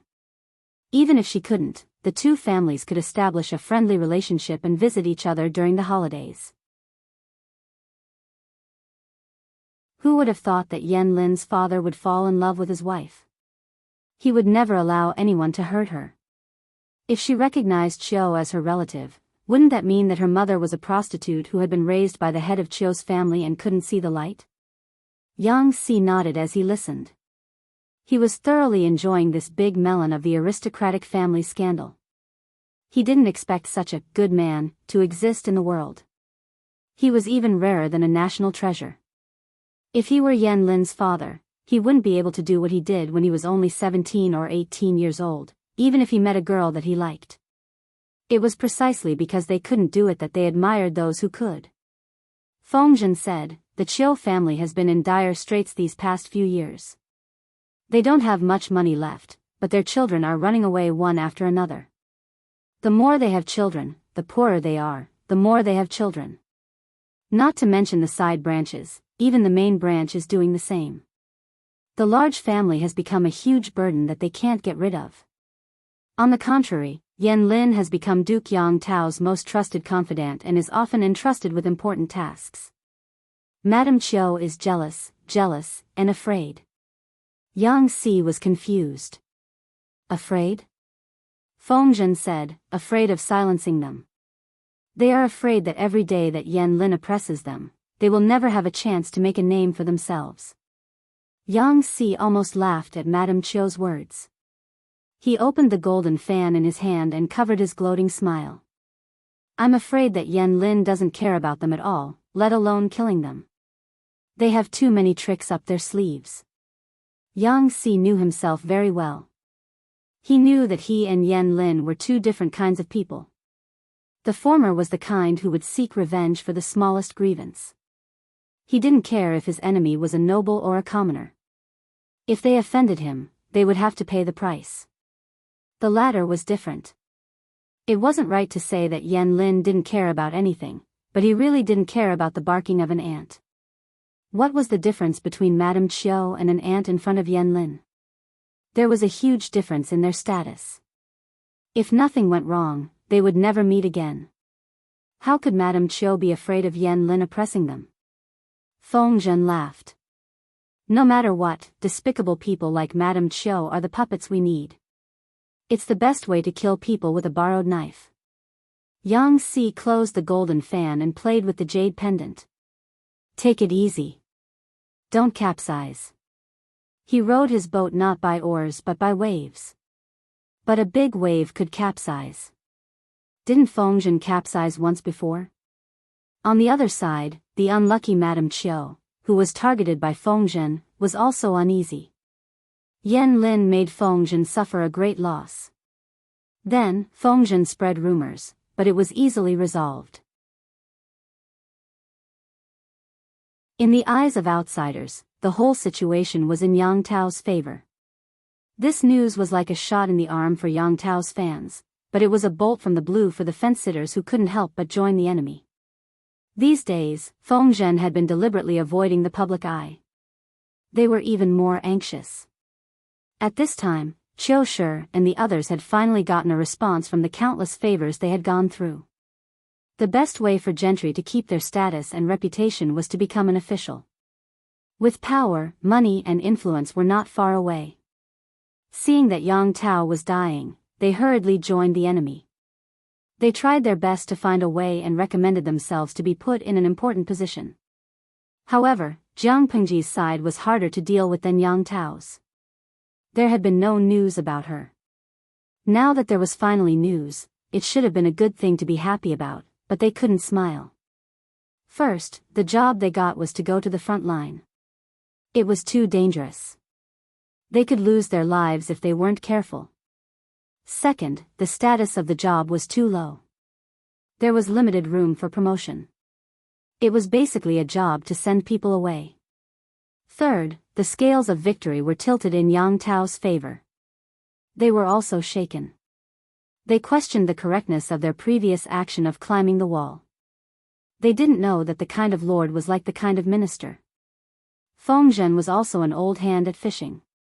In order to further intensify Madame Chiu's determination to defect, he secretly played many small tricks. Father, I thought Lu Shi was destined to fail. The son of the leader of the Qiu family was about to go crazy from being tortured by his superiors. He felt humiliated when he thought of the face of a villain who was intoxicated by success. Old Master Qiu asked, "Did you suffer again today?" His son felt wronged. For the past few days, his superiors had made things difficult for him, picked on him, and humiliated him. He was about to collapse.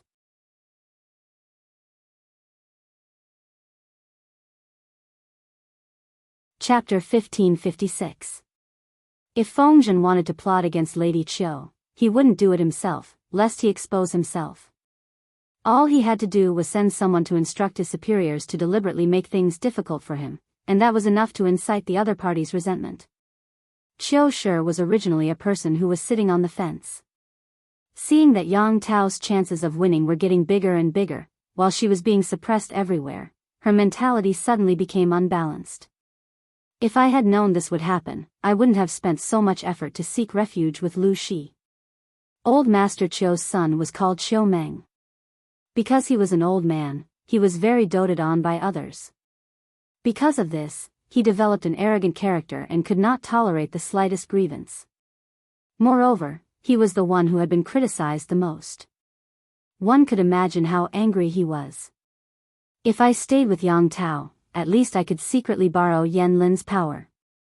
Maybe, before he could finish, Qiu Meng was glared at by Old Master Qiu, scaring him so much that he swallowed back whatever he was about to say. There's no turning back. What's the point of saying all this now? Old Master Qiu's hair and beard were all white. His face was old, but his skin was ruddy. One look and anyone could tell that this old man had lived an exquisite life. Father, we have to think of a way, Qiu Meng said hurriedly. Lu Shi can't defeat Yang Tao, and they are in a stalemate. He will definitely withdraw his troops. Now that Yang Tao had a chance to catch his breath and recuperate for a few years, he would definitely be in a different situation. In addition, Lu Shi's subordinates were all from poor families and even commoners who were not worthy to be mentioned in public. How could they be willing to help their sons? You kept suppressing your son. How could your son endure such grievances? Old Master Qiu had been worried about this matter recently, and his son's words made him even more upset. Jianghu favored the poor too much. In the eyes of the gentry, it was like squeezing the cake that belonged to the gentry. It was indeed not pleasing. The gentry had always thought of themselves as more valuable than the commoners, and it was a great humiliation for them to be on par with each other, not to mention being under someone else. Old Master Qiu said grumpily, "What do you say then? Could it be that he had to rely on Yang Tao again? This is courting death." They had just betrayed Yang Tao and thrown themselves into the arms of the enemy. If they turned back now that the situation was not good, they would not be able to please either side. Just look at the Zhao clan.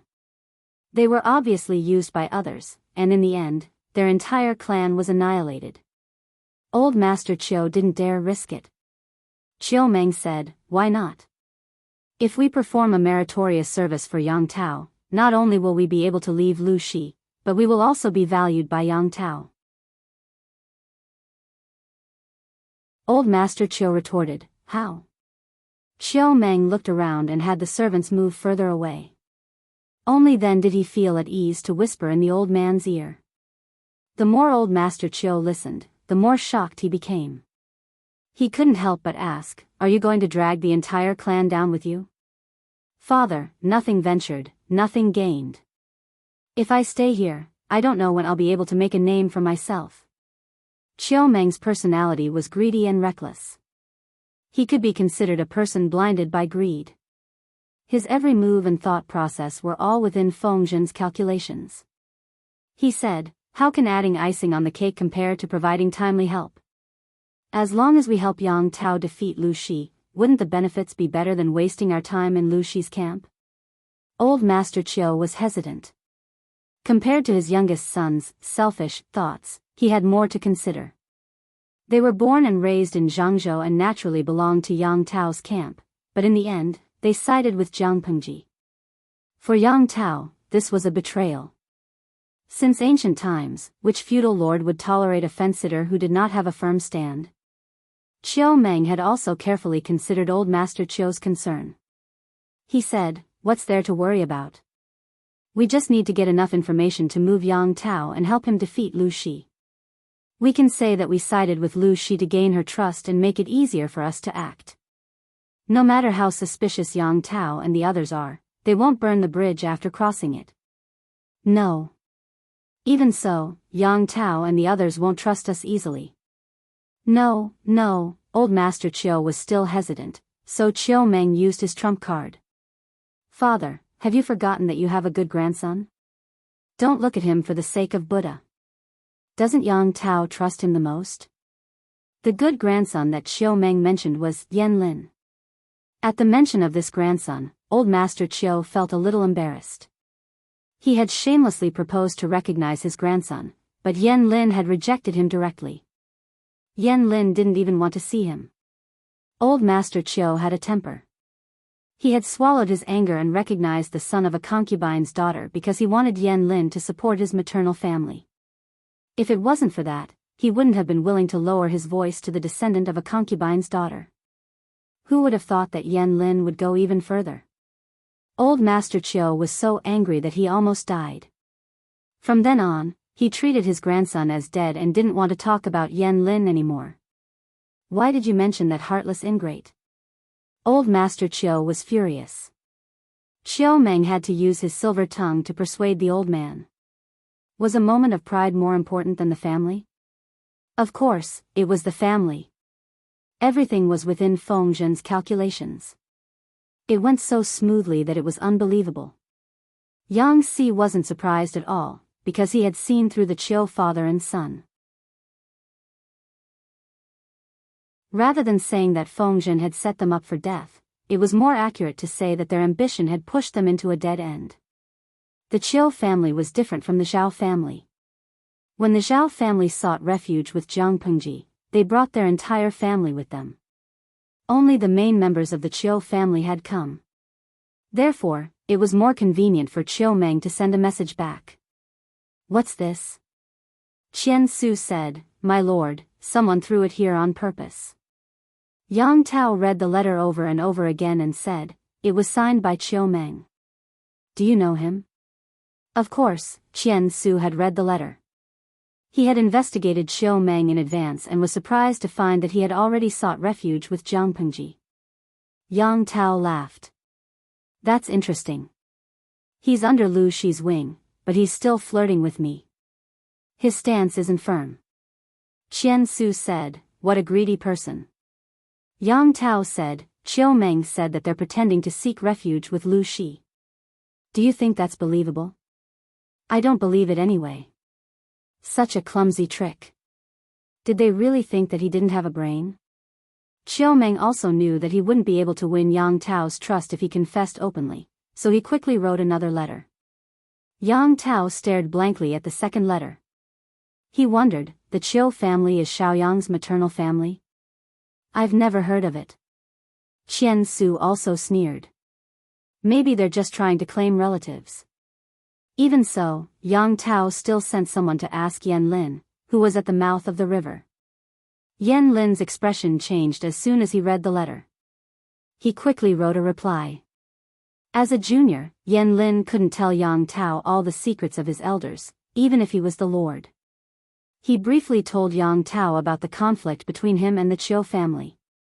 Many parts were vague, and Yang Tao didn't want to get to the bottom of it. Yang Tao then asked Yan Lin, "Can this person be trusted?" Yan Lin pondered for a long time and carefully analyzed Chiu Meng's personality. He said, "Most likely. Chiu Meng is blinded by greed. He probably saw that Lu Shi didn't put him in an important position, so he felt unbalanced and wanted to turn back." Yang Tao could tell that Chiu Meng wanted to use Jiang Pengji and Yan Lin as a stepping stone. Although it's true, we still have to be cautious.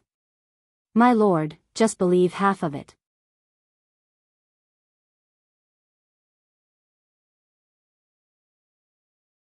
Chapter 1557. Judging from Xiaoyang's reply, his relationship with the Chiu family is quite bad. Yang Tao curiously read the reply several times and sighed to his wife, speaking of which, I don't seem to have heard Madam mention anything about maternal family. Is there a secret here? Yan Shuxian was playing with her son who was getting fatter and more energetic. Hearing this, she couldn't help but raise her head to refute. Husband, you're wrong. I don't have a proper maternal family. Of course, I can't mention it.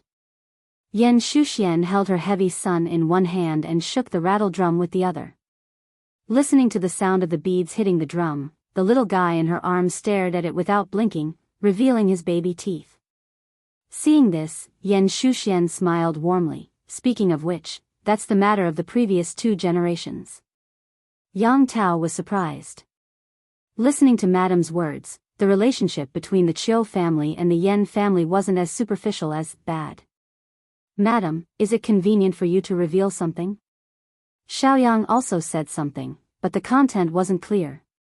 Yang Tao was a little embarrassed as if he was ashamed of his curiosity. Yan Shuxian said, you and I are one. We're a family, so there's nothing to hide.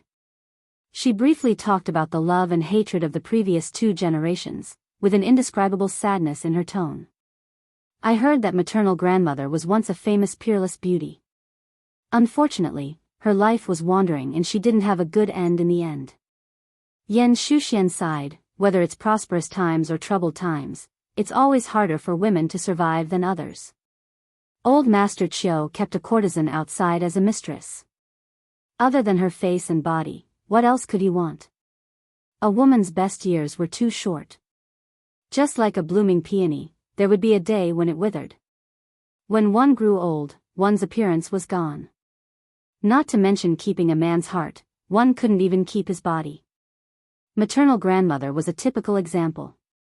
Maternal grandmother had been a mistress for several years. At first, because she was still young, she was doted on. But after giving birth, her figure was out of shape, and her face wasn't as fresh and tender as when she was young. That fickle man got tired of her and gradually stopped paying attention to her. Her maternal grandmother had been raised as a talented woman since she was a child, but she had a delicate heart of sorrow in the secular world. She gradually became depressed as her man alienated her and finally passed away. Yan Shushua's mother had inherited her mother's good looks. She was famous for her beauty even before she reached marriageable age. Because she was the daughter of a wealthy merchant, her status was not high. As a result, many aristocratic families who coveted her beauty had lusted after her. If Yan Lin's father hadn't fallen in love with her at first sight and spent so much effort to marry her, he wouldn't have ended up well. Don't forget, in this era, concubines could be used as gifts by the male masters to entertain guests. As someone else's concubine, if she didn't receive her husband's favor, she would have to go through all of this. Yang Tao listened attentively, one hand clenched into a fist and pounded the palm of the other, as if he had discovered some great secret. No wonder. At first, I was wondering why Uncle Yan's appearance was so ordinary, but how could his children be so beautiful and elegant? So this is the reason. Indeed, the parents' looks were still very important. Their children's looks were guaranteed. Yang Tao looked at his son carefully, as if trying to imagine how elegant he would be when he grew up. After a while, he said with certainty, Madam, I was born so beautiful, and you are also the most beautiful woman in the world. When our son grows up, he will definitely be full of beauties when he goes out. Yan Shushua was speechless. Was this the main point? As long as you're happy. Yang Tao said, in that case, the Chiu family isn't a good thing either. Yan Shushua said, it's not appropriate for me to interfere with the political affairs outside. Everything is up to you. Yang Tao said, there's a guy named Xiu Meng in the Chiu family. He said that he defected to Lu Shi in order to cheat him of his secrets. Now that he has made progress, he plans to cooperate with me. I didn't want to believe him at first, but since he is related to Xiaoyang, I can trust him. Yan Shushua asked curiously, why? Is it because of eldest brother? Yang Tao said, I sent Xian Su to inquire, but no one knows about the relationship between the Chiu family and Xiaoyang. No one on Lu Shi's side knows either. From this, it's true that the Chiu family defected to Lu Shi, but it's also true that they planned to slip away and help us cooperate with him. Because there were too few people who knew about this old grudge, Yang Tao couldn't find out anything even after asking around. It was even more impossible for Feng Zhen to know.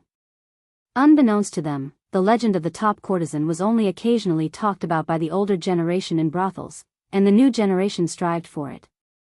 Who would have thought that Feng Zhen knew? Yang Tao continued, however, since Xiaoyang said that we can only trust half of the Chiu family's words, let's wait and see. Yan Shushue said curiously, I heard from eldest brother that most of the Chiu family are good-for-nothings. Not many of them are presentable. They defected to Lu Shi. With their abilities, how can they get a good position? In this case, their help to Lang Jun is limited. Yang Tao said, Chiu Meng is indeed useless. After defecting to Lu Shi, his position is also low, but it doesn't mean that he is useless. Yan Shushue didn't understand. Is there such a thing? Yang Tao said, of course there is. Even though Chiu Meng is only a small registrar in charge of returning rations to the warehouse, isn't war all about fighting for rations? He was in dire need of rations. If not for Chiu Meng's letter, Yang Tao would have sent someone to borrow rations from Enshui. Enshui was a jackal, while Jiang Pengji was a tiger. Neither of them was easy to deal with. However, there was a saying that the enemy of an enemy was an ally. Jiang Pengji was powerful, and both Enshui and Yang Tao were thorns in her eyes. With the common threat of a foreign enemy, they formed a natural alliance. Yan Shushue obviously knew her husband's predicament. She smiled and said, if that's the case, our army's rations crisis can be solved. Yang Tao said, it's too early to say that. The Chiu family. Let's wait and see. If we can trust them, we'll do something big. Yan Shushue said, it's better to be safe than sorry. Lang Jun, it's not wrong to be cautious. At that moment, the fat son in her arms suddenly began to struggle unhappily. His little face scrunched up, and he punched wildly, looking fierce. Seeing that, Yang Tao immediately carried his son away. I'll hold him first, lest he wet your dress again. Before he finished his sentence, a dripping yellow liquid leaked out from the diaper, and the fierce little face also relaxed. I've never seen anyone with such a bad temper. If Yang Tao didn't have some family wealth, he probably wouldn't even be able to provide for his son's diaper. Yan Shushue couldn't help but laugh. Her dress wasn't wet, but her husband's clothes were unlucky. Yang Tao left his son to the wet nurse to change his diaper, and he went into the bedroom to change into a clean set of clothes. My lord, there's an urgent letter. When Yang Tao came out after changing, the housekeeper of the manor handed him a confidential letter. He opened it and saw that it was a message from Chiu Meng. Qian Su asked, my lord, do you want?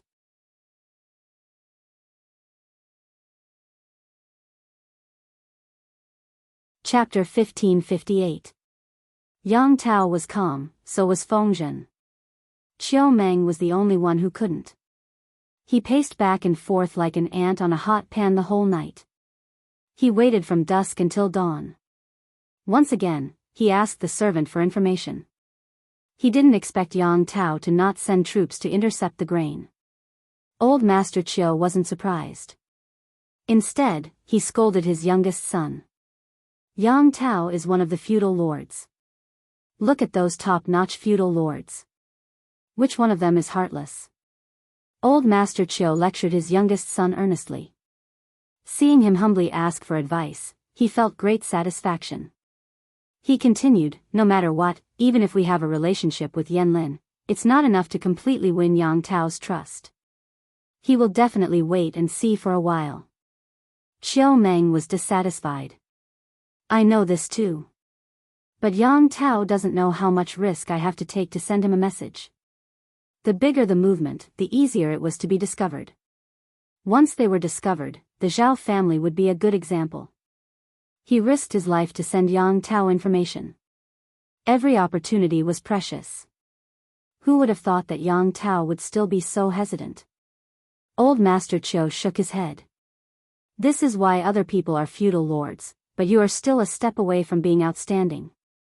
If you don't have some vigilance, you won't survive 3 episodes, understand? Chiu Meng was annoyed, but he didn't dare to talk back. He still needed this old man's support. After a while, Chiu Meng sent 2 more messages to Yang Tao, both of which were true.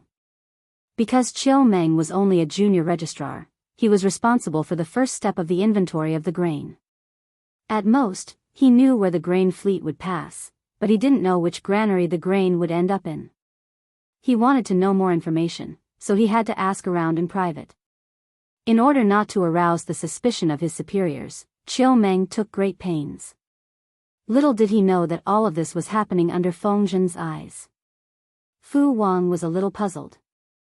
Is Yang Tao unwilling to take the bait? Or did he become suspicious? Feng Zhen said, it's unlikely, but his appetite is too big. It's true that he wants to eat until he's fat. After enduring for so long, Yang Tao must be able to keep his composure, Yang Si said. Then, shall we send more people to send tens of thousands more grain next time? Feng Zhen smiled as he toyed with the object in his hand. His gaze was playful. Wait a little longer. Now is not the time, Feng Zhen said. Also, send more people to guard the Jingyang granary. Fu Wang was puzzled. Why? Could it be that their target was the Jingyang granary? Chiu Meng can't get this information. Feng Zhen said, why can't I get it? Yang Tao and the others were born and raised in Jianghu. Our army had used different water routes to transport the grain several times, but the enemy could roughly determine which nearby places were more suitable to store the grain according to these routes. Yang Tao is able to keep his composure. Firstly, it's because Wanshi's grain isn't enough to attract him. Secondly, he wants to find our granary and burn it all in one go. Fu Wang could not help but suck in a breath of cold air. I never expected Yang Tao to be so scheming. Feng Zhen said, don't underestimate anyone. No matter how outspoken Yang Tao is, he has been with Yan Lin for more than 20 years. As the saying goes, one is marked by the company one keeps. Even a pure white rabbit would be dyed black by ink. Yang Si laughed. Maybe you're thinking too much. Feng Zhen said, it's always good to be well prepared and cautious. Yang Si laughed in his heart. Once bitten, twice shy. Even a prodigal son like him would have such a day.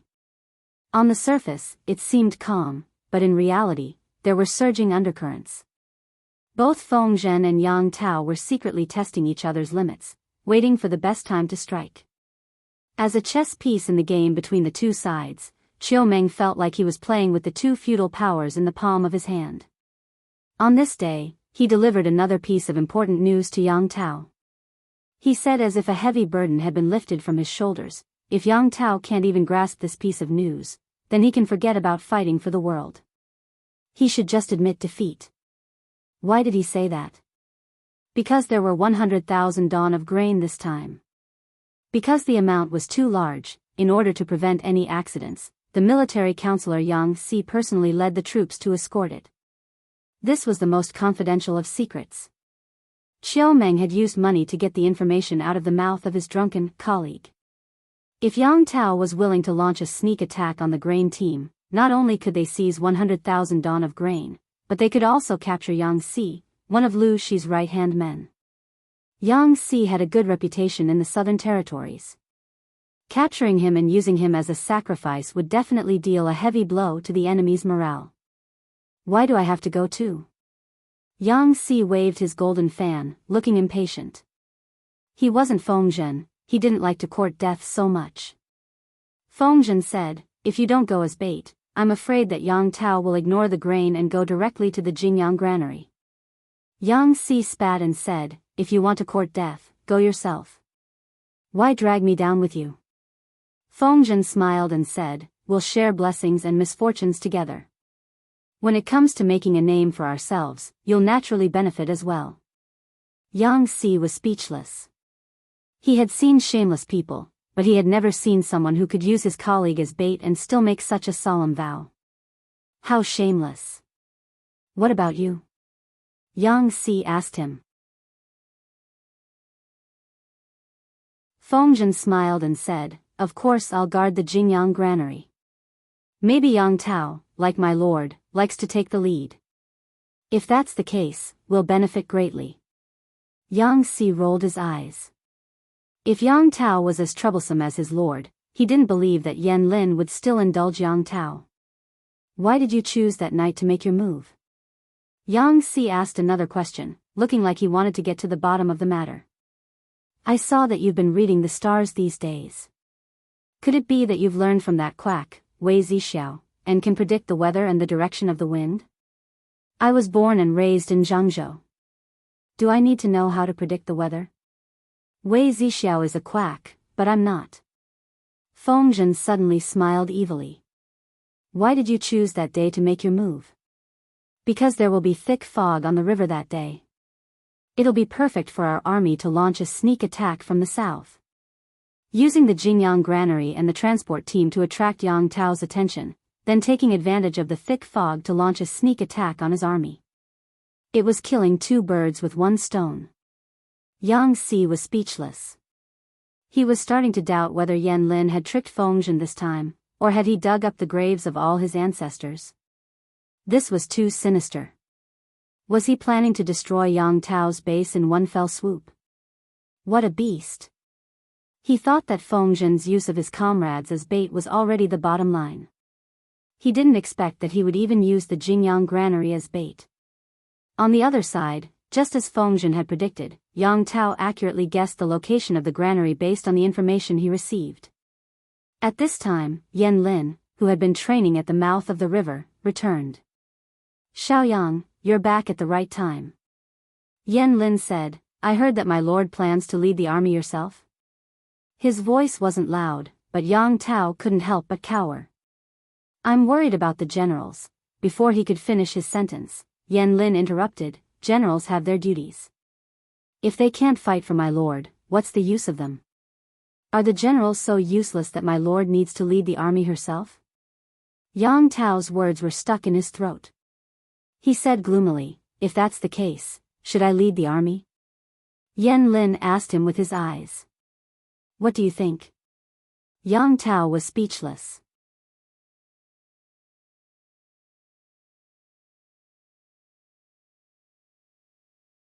Chapter 1559. Xiaoyang, what are you planning to do? Yan Lin stopped him, so Yang Tao gave up on the idea of leading the army. Unexpectedly, Yan Lin put on his armor, which was rare. Yan Lin said, I will lead the army to intercept the food. Yang Si is cunning. We can't let him get away so easily.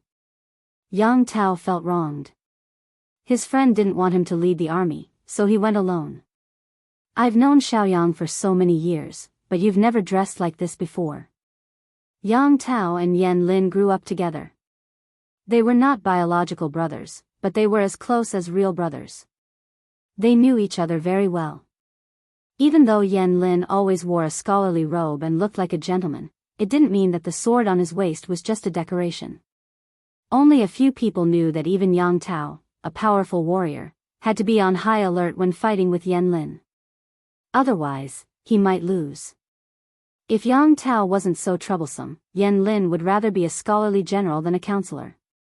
He wouldn't have to clean up Yang Tao's messes like this.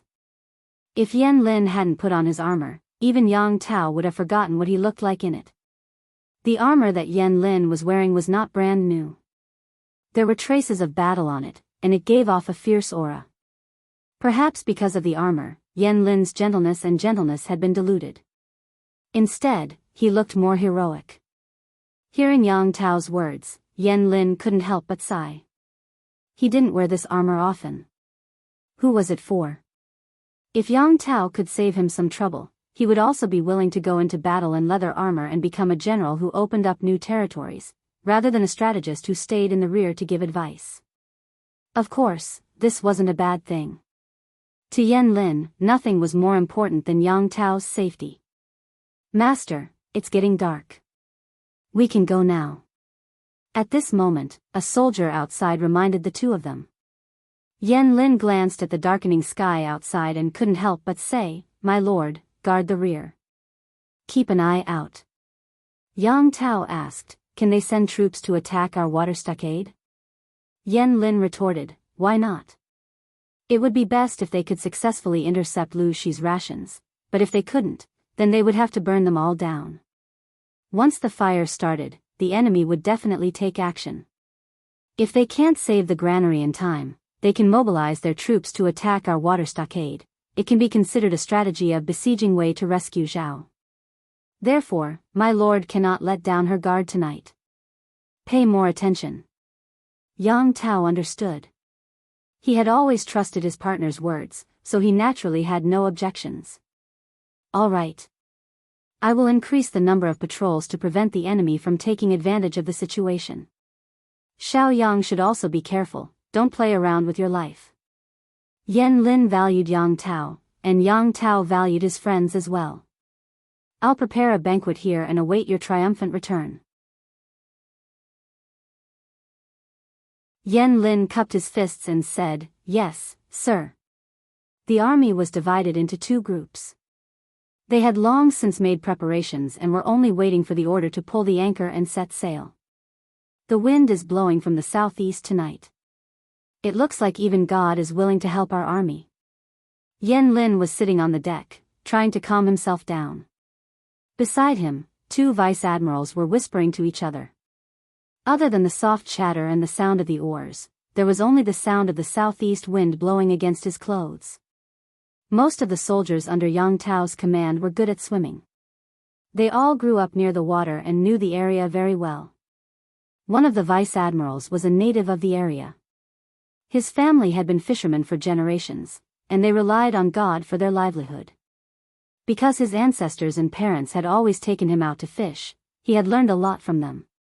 Looking at the sky, he said, "It's not just the southeast wind. Maybe there will be fog on the river at around midnight tonight." Even though the fog would affect the sailing of the ships, it also served as a cover. The soldiers at the helm were all locals who were familiar with the area. They wouldn't get lost even if they closed their eyes, let alone the fog. In comparison, Jiang Pengji's soldiers were not as familiar with the river. Once the fog came, they would be like headless flies. Is there really going to be fog at midnight? The other vice admiral was obviously not as experienced as the other vice admiral. At that moment, Yan Lin, who had been meditating with his eyes closed, opened his mouth. "Yes, there will be fog.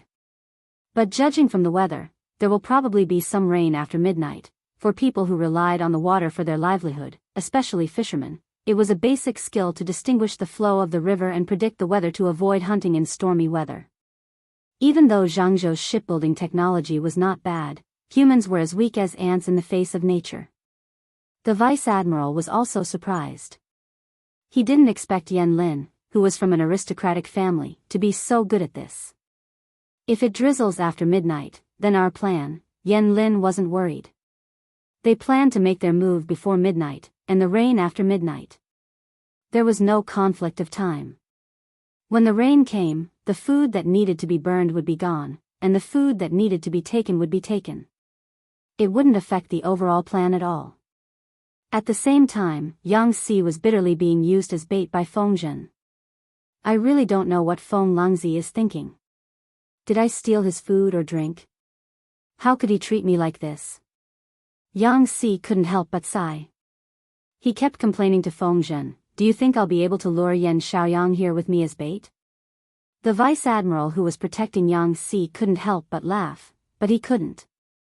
It was painful to hold it in. When his cheeks were sore, the vice admiral suppressed his laughter and said, "If we can really lure him here, the military counselor will have made a great contribution." Everyone knew how important Yan Lin was to Yang Tao. If they could capture Yang Tao's #1 subordinate, the enemy's morale would plummet. Yang Si laughed, "It's easier to dream about this." The vice admiral knew that Yang Si wasn't arrogant. As long as he didn't cross the line, Yang Si didn't mind joking a little. I remember that the military counselor said that he wanted to make more contributions and save more dowry for his daughter. Speaking of which, it was strange. They had never heard of the single military advisor Yang Si getting married, but everyone knew that he had a daughter. Yang Si said, "They changed the dowry." The vice admiral was speechless. Yang Si said gloomily, "My son's mother decided it. How can I go against her?" The vice admiral said, "The dowry is not bad. The military counselor's daughter can't wash hands and cook for others like ordinary girls."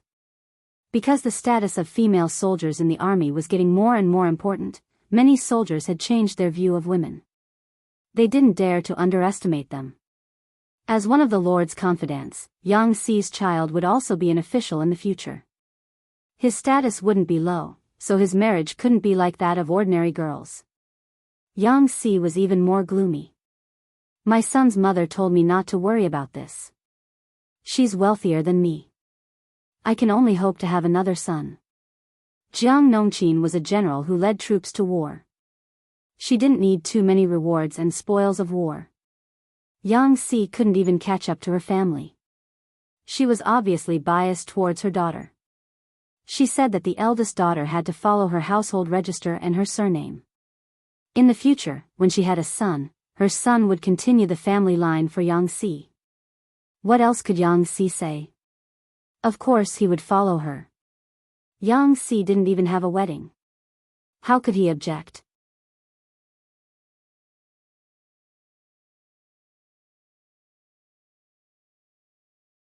Chapter 1560. Sigh, let's not talk about these sad things. The more we talk, the sadder we get. Yang Si waved his hand and motioned for Si to skip this slightly painful topic.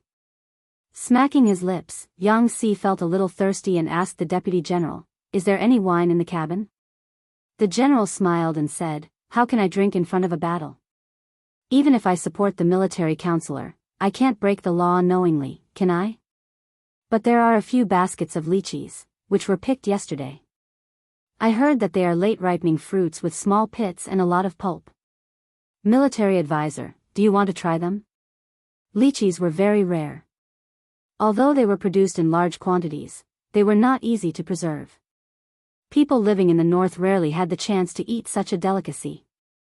Even if one could eat it, the value of a single lychee was worth 1,000 taels of gold. For example, one could dig out the entire lychee tree and use a boat to travel north. It required a lot of manpower and resources, and ordinary families could not afford it at all. Of course, lychees were not expensive in the lychee production area. Yang Si laughed and said, "You're so smart. Why haven't I heard of lychees being delivered?" Si Jiang ordered his men to bring the basket of lychees over. The skin of the lychees was bright red and there were scales protruding out. The quality was excellent. "There are a lot of lychees in my hometown. My parents once planted them for the local rich." Si Jiang smiled and said, "Ever since I followed my lord, my parents, wife, and children have been living a better life. With the money I sent back, I bought more than 10 acres of lychee trees. It just so happens that this place is not far from my hometown. It would take 3 to 4 days to travel by land, but it would only take a little more than a day to travel by water along the river." Si Jiang was an honest man. He also knew how powerful his military advisor was. Hiding it from him would be courting death. Perhaps he would be disliked instead of pleasing him. He said, "I heard that the military advisor likes these things, so I asked my parents to pick some and send them over." When Yang Si was young, he traveled around to study, so he naturally went to the lychee production area to eat. This thing was really delicious. "How many baskets are there in the cabin?" Yang Si looked at the lychees. Each one was plump and attractive. It was obvious that they had been carefully selected and chilled using special methods to keep them fresh. He picked one up, and his fingertips were cold. As a cultured foodie, Yang Si peeled lychees differently from others. Su Jiang used his fingernails to peel off the outer layer bit by bit. Not only was it easy to dirty his hands, but the lychee water would also stick to his hands, making it dirty. He directly used his index finger and thumb to pinch the tip of the lychee, and used a little strength along the line of the lychee shell.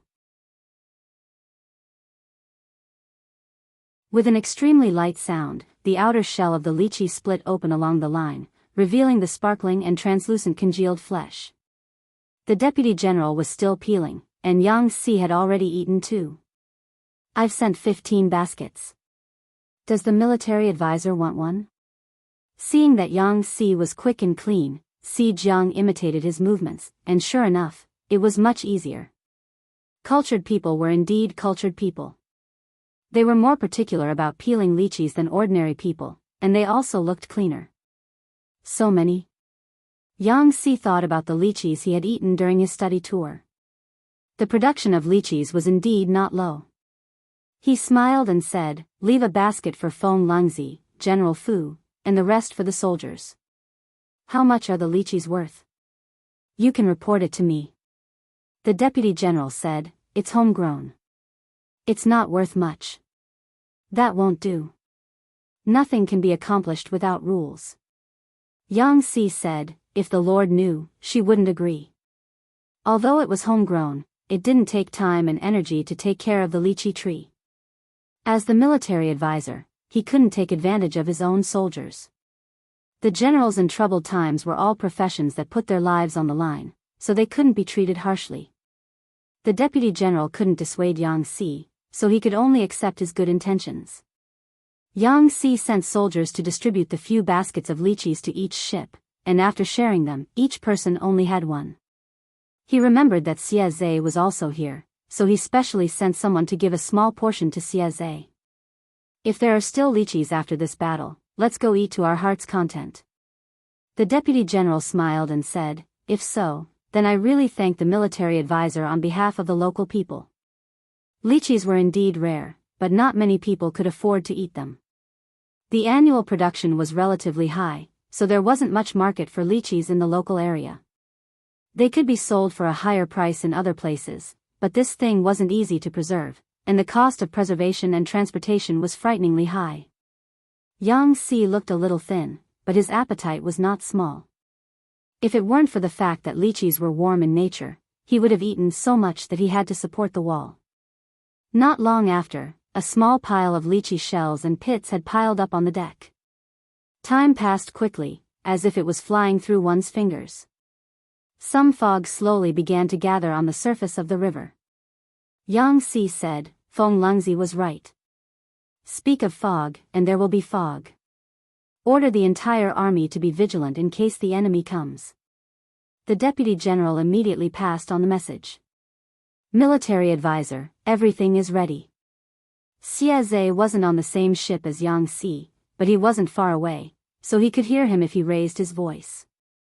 Yang Si said, "Yes, tell General Xie to be ready to defend against the enemy at any time." He didn't have a loud voice like Xie Zhe's, so he could only let the deputy general pass the message on his behalf. If Yan Lin and the others were here, they would find that there was something wrong with these ships that were transporting provisions. First of all, the appearance of the ships. Ordinary warships were the color of the wood, but Yang Si's ships were painted black. As for the ships, there was a thick and long hemp rope tied between each ship.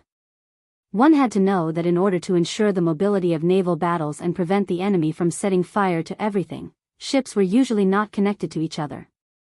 Did Yang Si make a fundamental mistake? Actually, it wasn't. Yang Si made this arrangement with a profound meaning. Today was the night of the first lunar month, and the night was extremely dark. There was a heavy fog at midnight, which could easily interfere with the enemy's vision. To ensure that the fleet's formation didn't fall apart, they were temporarily connected with thick hemp ropes. If the enemy needed to change the formation, they could cut off the ropes at any time. In addition, they had painted the surface of the ships black, which almost blended into the night and the river. If there was another heavy fog, not only would the enemy not be able to find them, they wouldn't even be able to find themselves. It was always more convenient to be connected with ropes. The grain and supply fleet followed the original route. As time went by, everyone's nerves were stretched into a tight line. They were constantly worried that the enemy would suddenly jump out. The deputy general said, Military advisor, it's getting late. You should go into the cabin and take a rest. If the enemy came out, they would definitely attack with arrows. If Yang Si stayed on the deck, he would be easily injured. Yang Si squinted his eyes dangerously. He put his index finger on his lips, signaling the deputy general to be quiet. Tell General Xia that if I'm right, the enemy will definitely ambush us in the water ahead. The deputy general couldn't speak loudly this time, so he used semaphore. Since the two ships weren't too far away, they could just barely make out the semaphore message. At the same time, Yan Lin and the others were also on standby. Half an hour had passed, and the fog was getting thicker. Yan Lin held the hilt of his sword with his left hand and frowned. Still not coming? Just then, he vaguely saw something floating on the water. Yan Lin immediately ordered his men to fish for it with a fishing pole covered with a net. Lychee shell. The general said, how can there be something like this on the river? Yan Lin said, the enemy is coming. Order the soldiers to prepare for battle.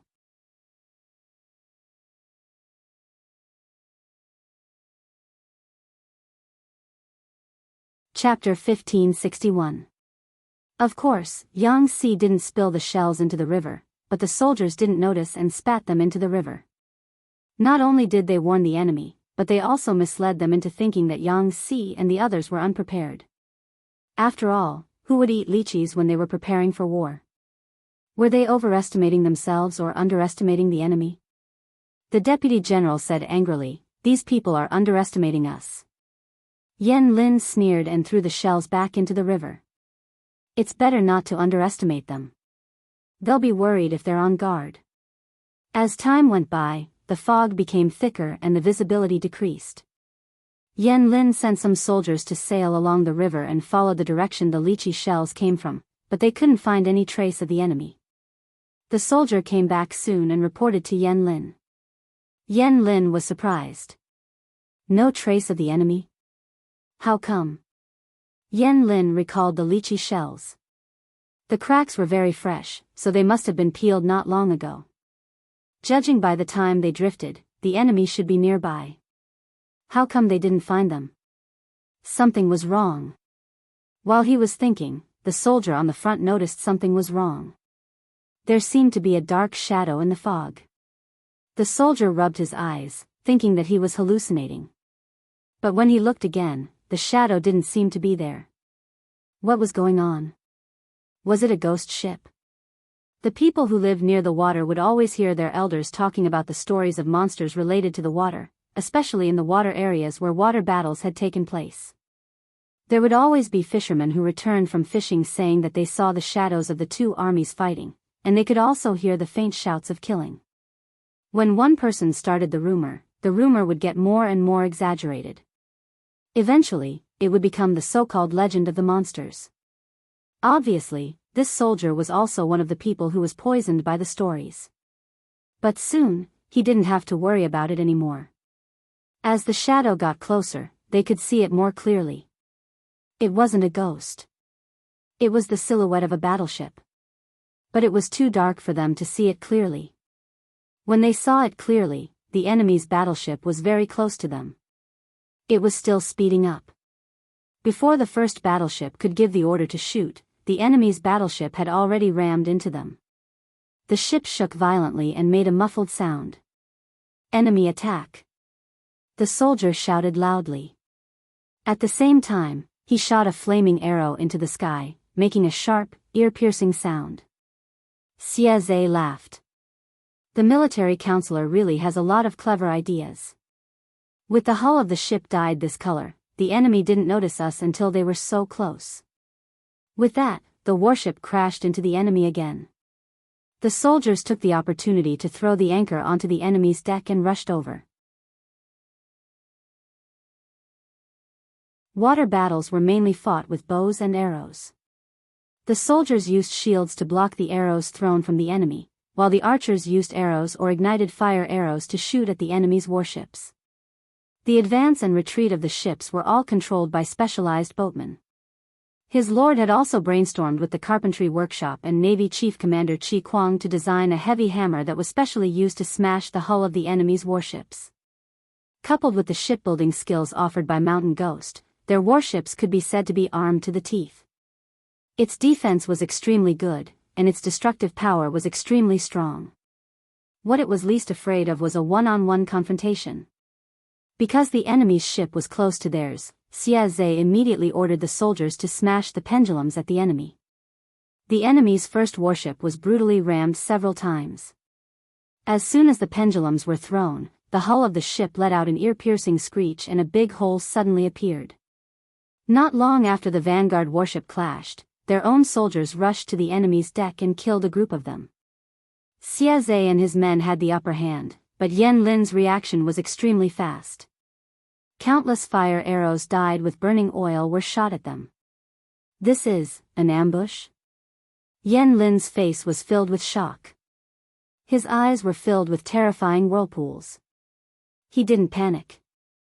Instead, he immediately ordered the soldiers to prepare for a counterattack. First, they would use the fire arrows to force the enemy to retreat. The deputy general also said, "Military counselor, we have fallen into the enemy's trap." Yan Lin's face darkened.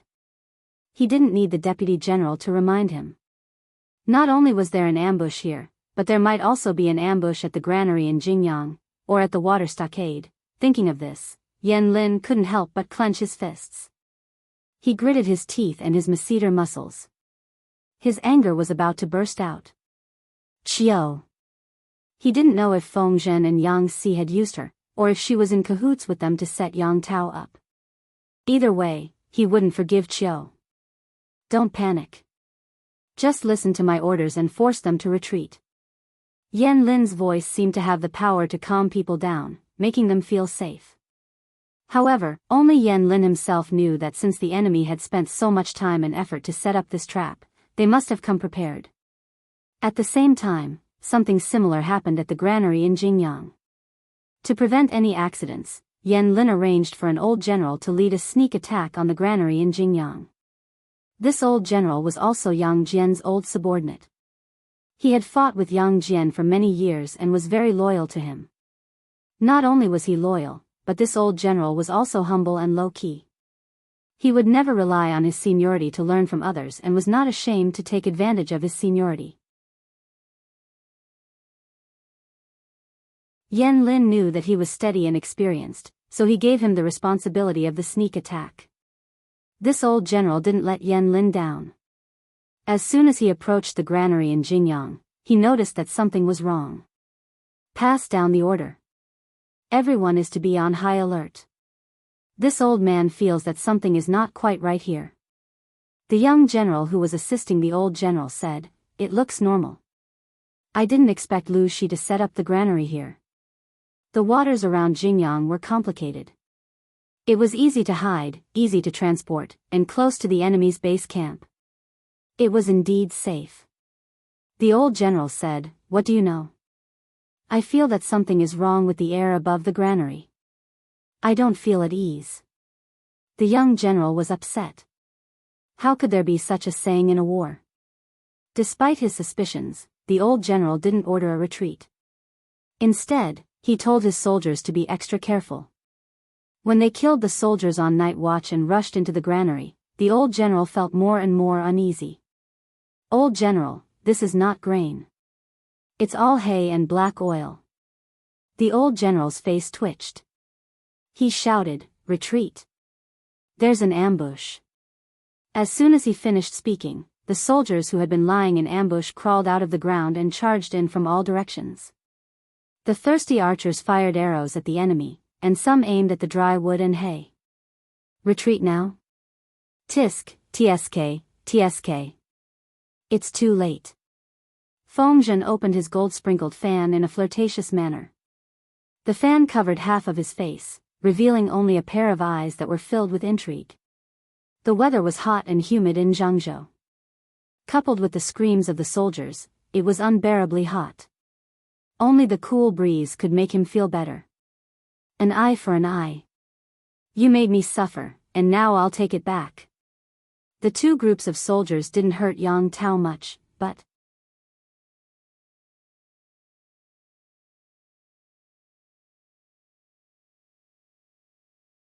Chapter 1562. Fu Wang felt his nose itch and sneezed loudly. Qi Kuang thought he had caught a cold. The river is windy outside. Why don't General Fu go into the cabin to avoid the wind?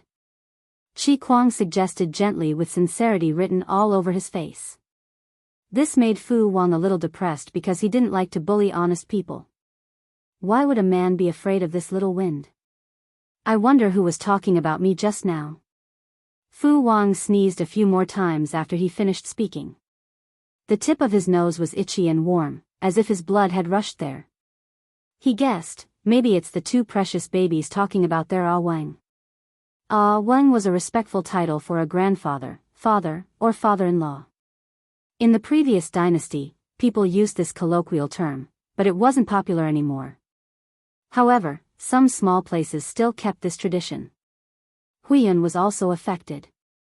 When she taught the twins to speak, she taught them to call Fu Wang, Wang. The children learned quickly. When Fu Wang heard the children call him that, all his grievances disappeared. Not necessarily. Look at the time now. The children should have gone to bed long ago. Qi Kuang was an honest man. Without hesitation, he shattered Fu Wang's fantasy and said straightforwardly, I, on the other hand, think that it's more likely that Advisor Feng and Advisor Yang are talking about you. What do you think? Fu Wang spat and said in disdain, these two old foxes are probably up to no good when they talk about me. Qi Kuang smiled. I think the two military advisors are good people. They treat their subordinates kindly and rarely make things difficult for others. Civil officials and military generals rarely got along because their worldviews were different and their areas of expertise were different. Military generals felt that civil officials only knew how to talk glibly and were annoying. They liked to show off when they had a bit of knowledge in their stomachs and liked to retreat when faced with difficult matters. They didn't have the spirit to work. Civil officials also felt that military generals weren't good. For example, they didn't use their brains when encountering problems, acted rashly, and dealt with things with violence. They fought and killed without thinking. In short, they were nitpicking. No matter how good they were, they would still make mistakes. These two groups had many conflicts and infiltrated each other. Thus, it was difficult for them to get along. Qi Kuang felt that he was very lucky. The people he worked with were all good-tempered and understanding. They didn't deliberately make things difficult for others. Fu Wang could be said to have seen through this conclusion. What's the point? Two old foxes. When scheming against others, they wouldn't even know how they schemed against them. Fu Wang had clearly expressed his disdain, but that was only in private and would not affect his official duties. Qi Kuang said, could it be that General has suffered losses before? Fu Wang said, of course I have. Every time I think about it, I feel that the two of them are extremely detestable. Qi Kuang was even more puzzled.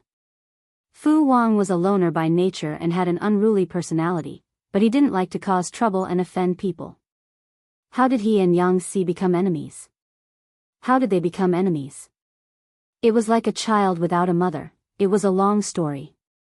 Fu Wang did not intend to be a commander. He wanted to recommend Li Yun or Xie Zhe and take the time to arrange his marriage with Huiyun. That's right, Fu Wang had shamelessly pestered Huiyun for so many years, and he had finally convinced Huiyun to agree. For this, he had even signed a series of unfair treaties. Unexpectedly, at the last moment, Yang Si and the other man put Fu Wang on the fire to roast. He had become the commander of the expedition against Yang Tao, not an ordinary general. The matters at hand were not of the same level, and he had squeezed out all of Fu Wang's wedding time. If it was a coincidence, it would have been fine. But these two people were sincere, so Fu Wang could not be blamed for gnashing his teeth. Let's not talk about these two old foxes. Mentioning them will only ruin our mood and our good luck. Since Fu Wang had already made his decision, Qi Kuang stopped talking about Yang Si and the others, in case he made Fu Wang unhappy. While they were chatting, thousands of warships of various sizes had already sailed down the river and were very close to the water stockade where Yang Tao had set up camp. In order to increase the success rate, these warships were painted black. Under the cover of the fog, they quietly approached the enemy. Of course, this was impossible. There were regular patrols outside Yang Tao's water stockade. When the warships approached, they would send out a warning. Even so, Fu Wang and the others had bought a lot of precious time. Yang Tao was still awake. He was waiting for news from Yan Lin while he was correcting military affairs. His brows were tightly knitted. At this moment, his sharp ears heard the faint sound of a rocket warning. Did I hear wrongly? Yang Tao murmured in a low voice. There was a flurry of footsteps outside the tent. What is it? The soldier said, My lord, a large number of enemies are attacking us from outside the stockade. Enemy attack? The word jumped out. Yang Tao's nerves tightened. He recalled the words Yan Lin had left him before he left. There really was an enemy attack.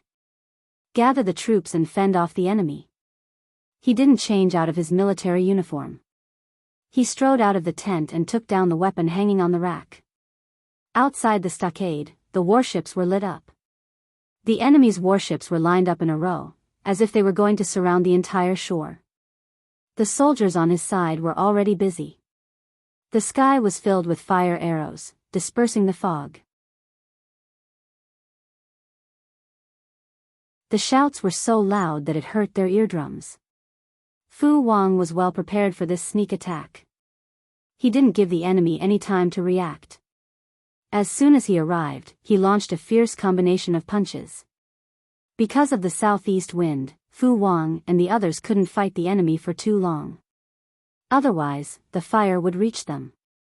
Fu Wang stood on the deck and killed dozens of enemies who tried to come over. He kicked the bodies into the water and they floated to the surface after a while. Kill them and destroy their warships. The wind is not good for us. We can't fight for long. We should get ashore. Relying on their high fighting spirit, the soldiers rushed to the enemy's deck as if they had been injected with chicken blood. They ignored the spitting flames and directly engaged the enemy in close combat. Following the shouts, bodies of both sides fell into the water. The air was filled with the smell of blood and burning. Qi Kuang commanded the navy to restrict and destroy the enemy's warships. Fu Wang ordered the archers to clean up the enemy. They worked together to break through the enemy's weakest defense line and take the opportunity to get ashore. The heavy hammers hit the enemy's warships. The warships were already surrounded by fire. One hit and half of them collapsed. Because they had the upper hand, the enemy couldn't gather in time. By the time the main army arrived, Fu Wang had already gotten ashore. Although there were no large-scale weapons like ballistae or catapults, there were many archers and shield soldiers who managed to stabilize the situation. The soldiers on the warships were much more relaxed. They relied on the height of the ship to avoid most of the attacks and used the terrain to attack the enemy effectively. The soldiers under Yang Tao's command were indeed not a motley crowd. Their morale hadn't dropped much and their fighting spirit was still high. Fighting on three sides, Yang Tao was at a disadvantage. However, the Chiu family didn't know about this. They were still dreaming and didn't know that disaster had already arrived. In their dreams, the mansion was already surrounded by hundreds of soldiers. The centurion in the lead lifted his leg and kicked the door open. You're tuning into the Biyao's Wuxia Chronicles YouTube channel. Don't forget to subscribe and join us on this journey to catch the most captivating stories.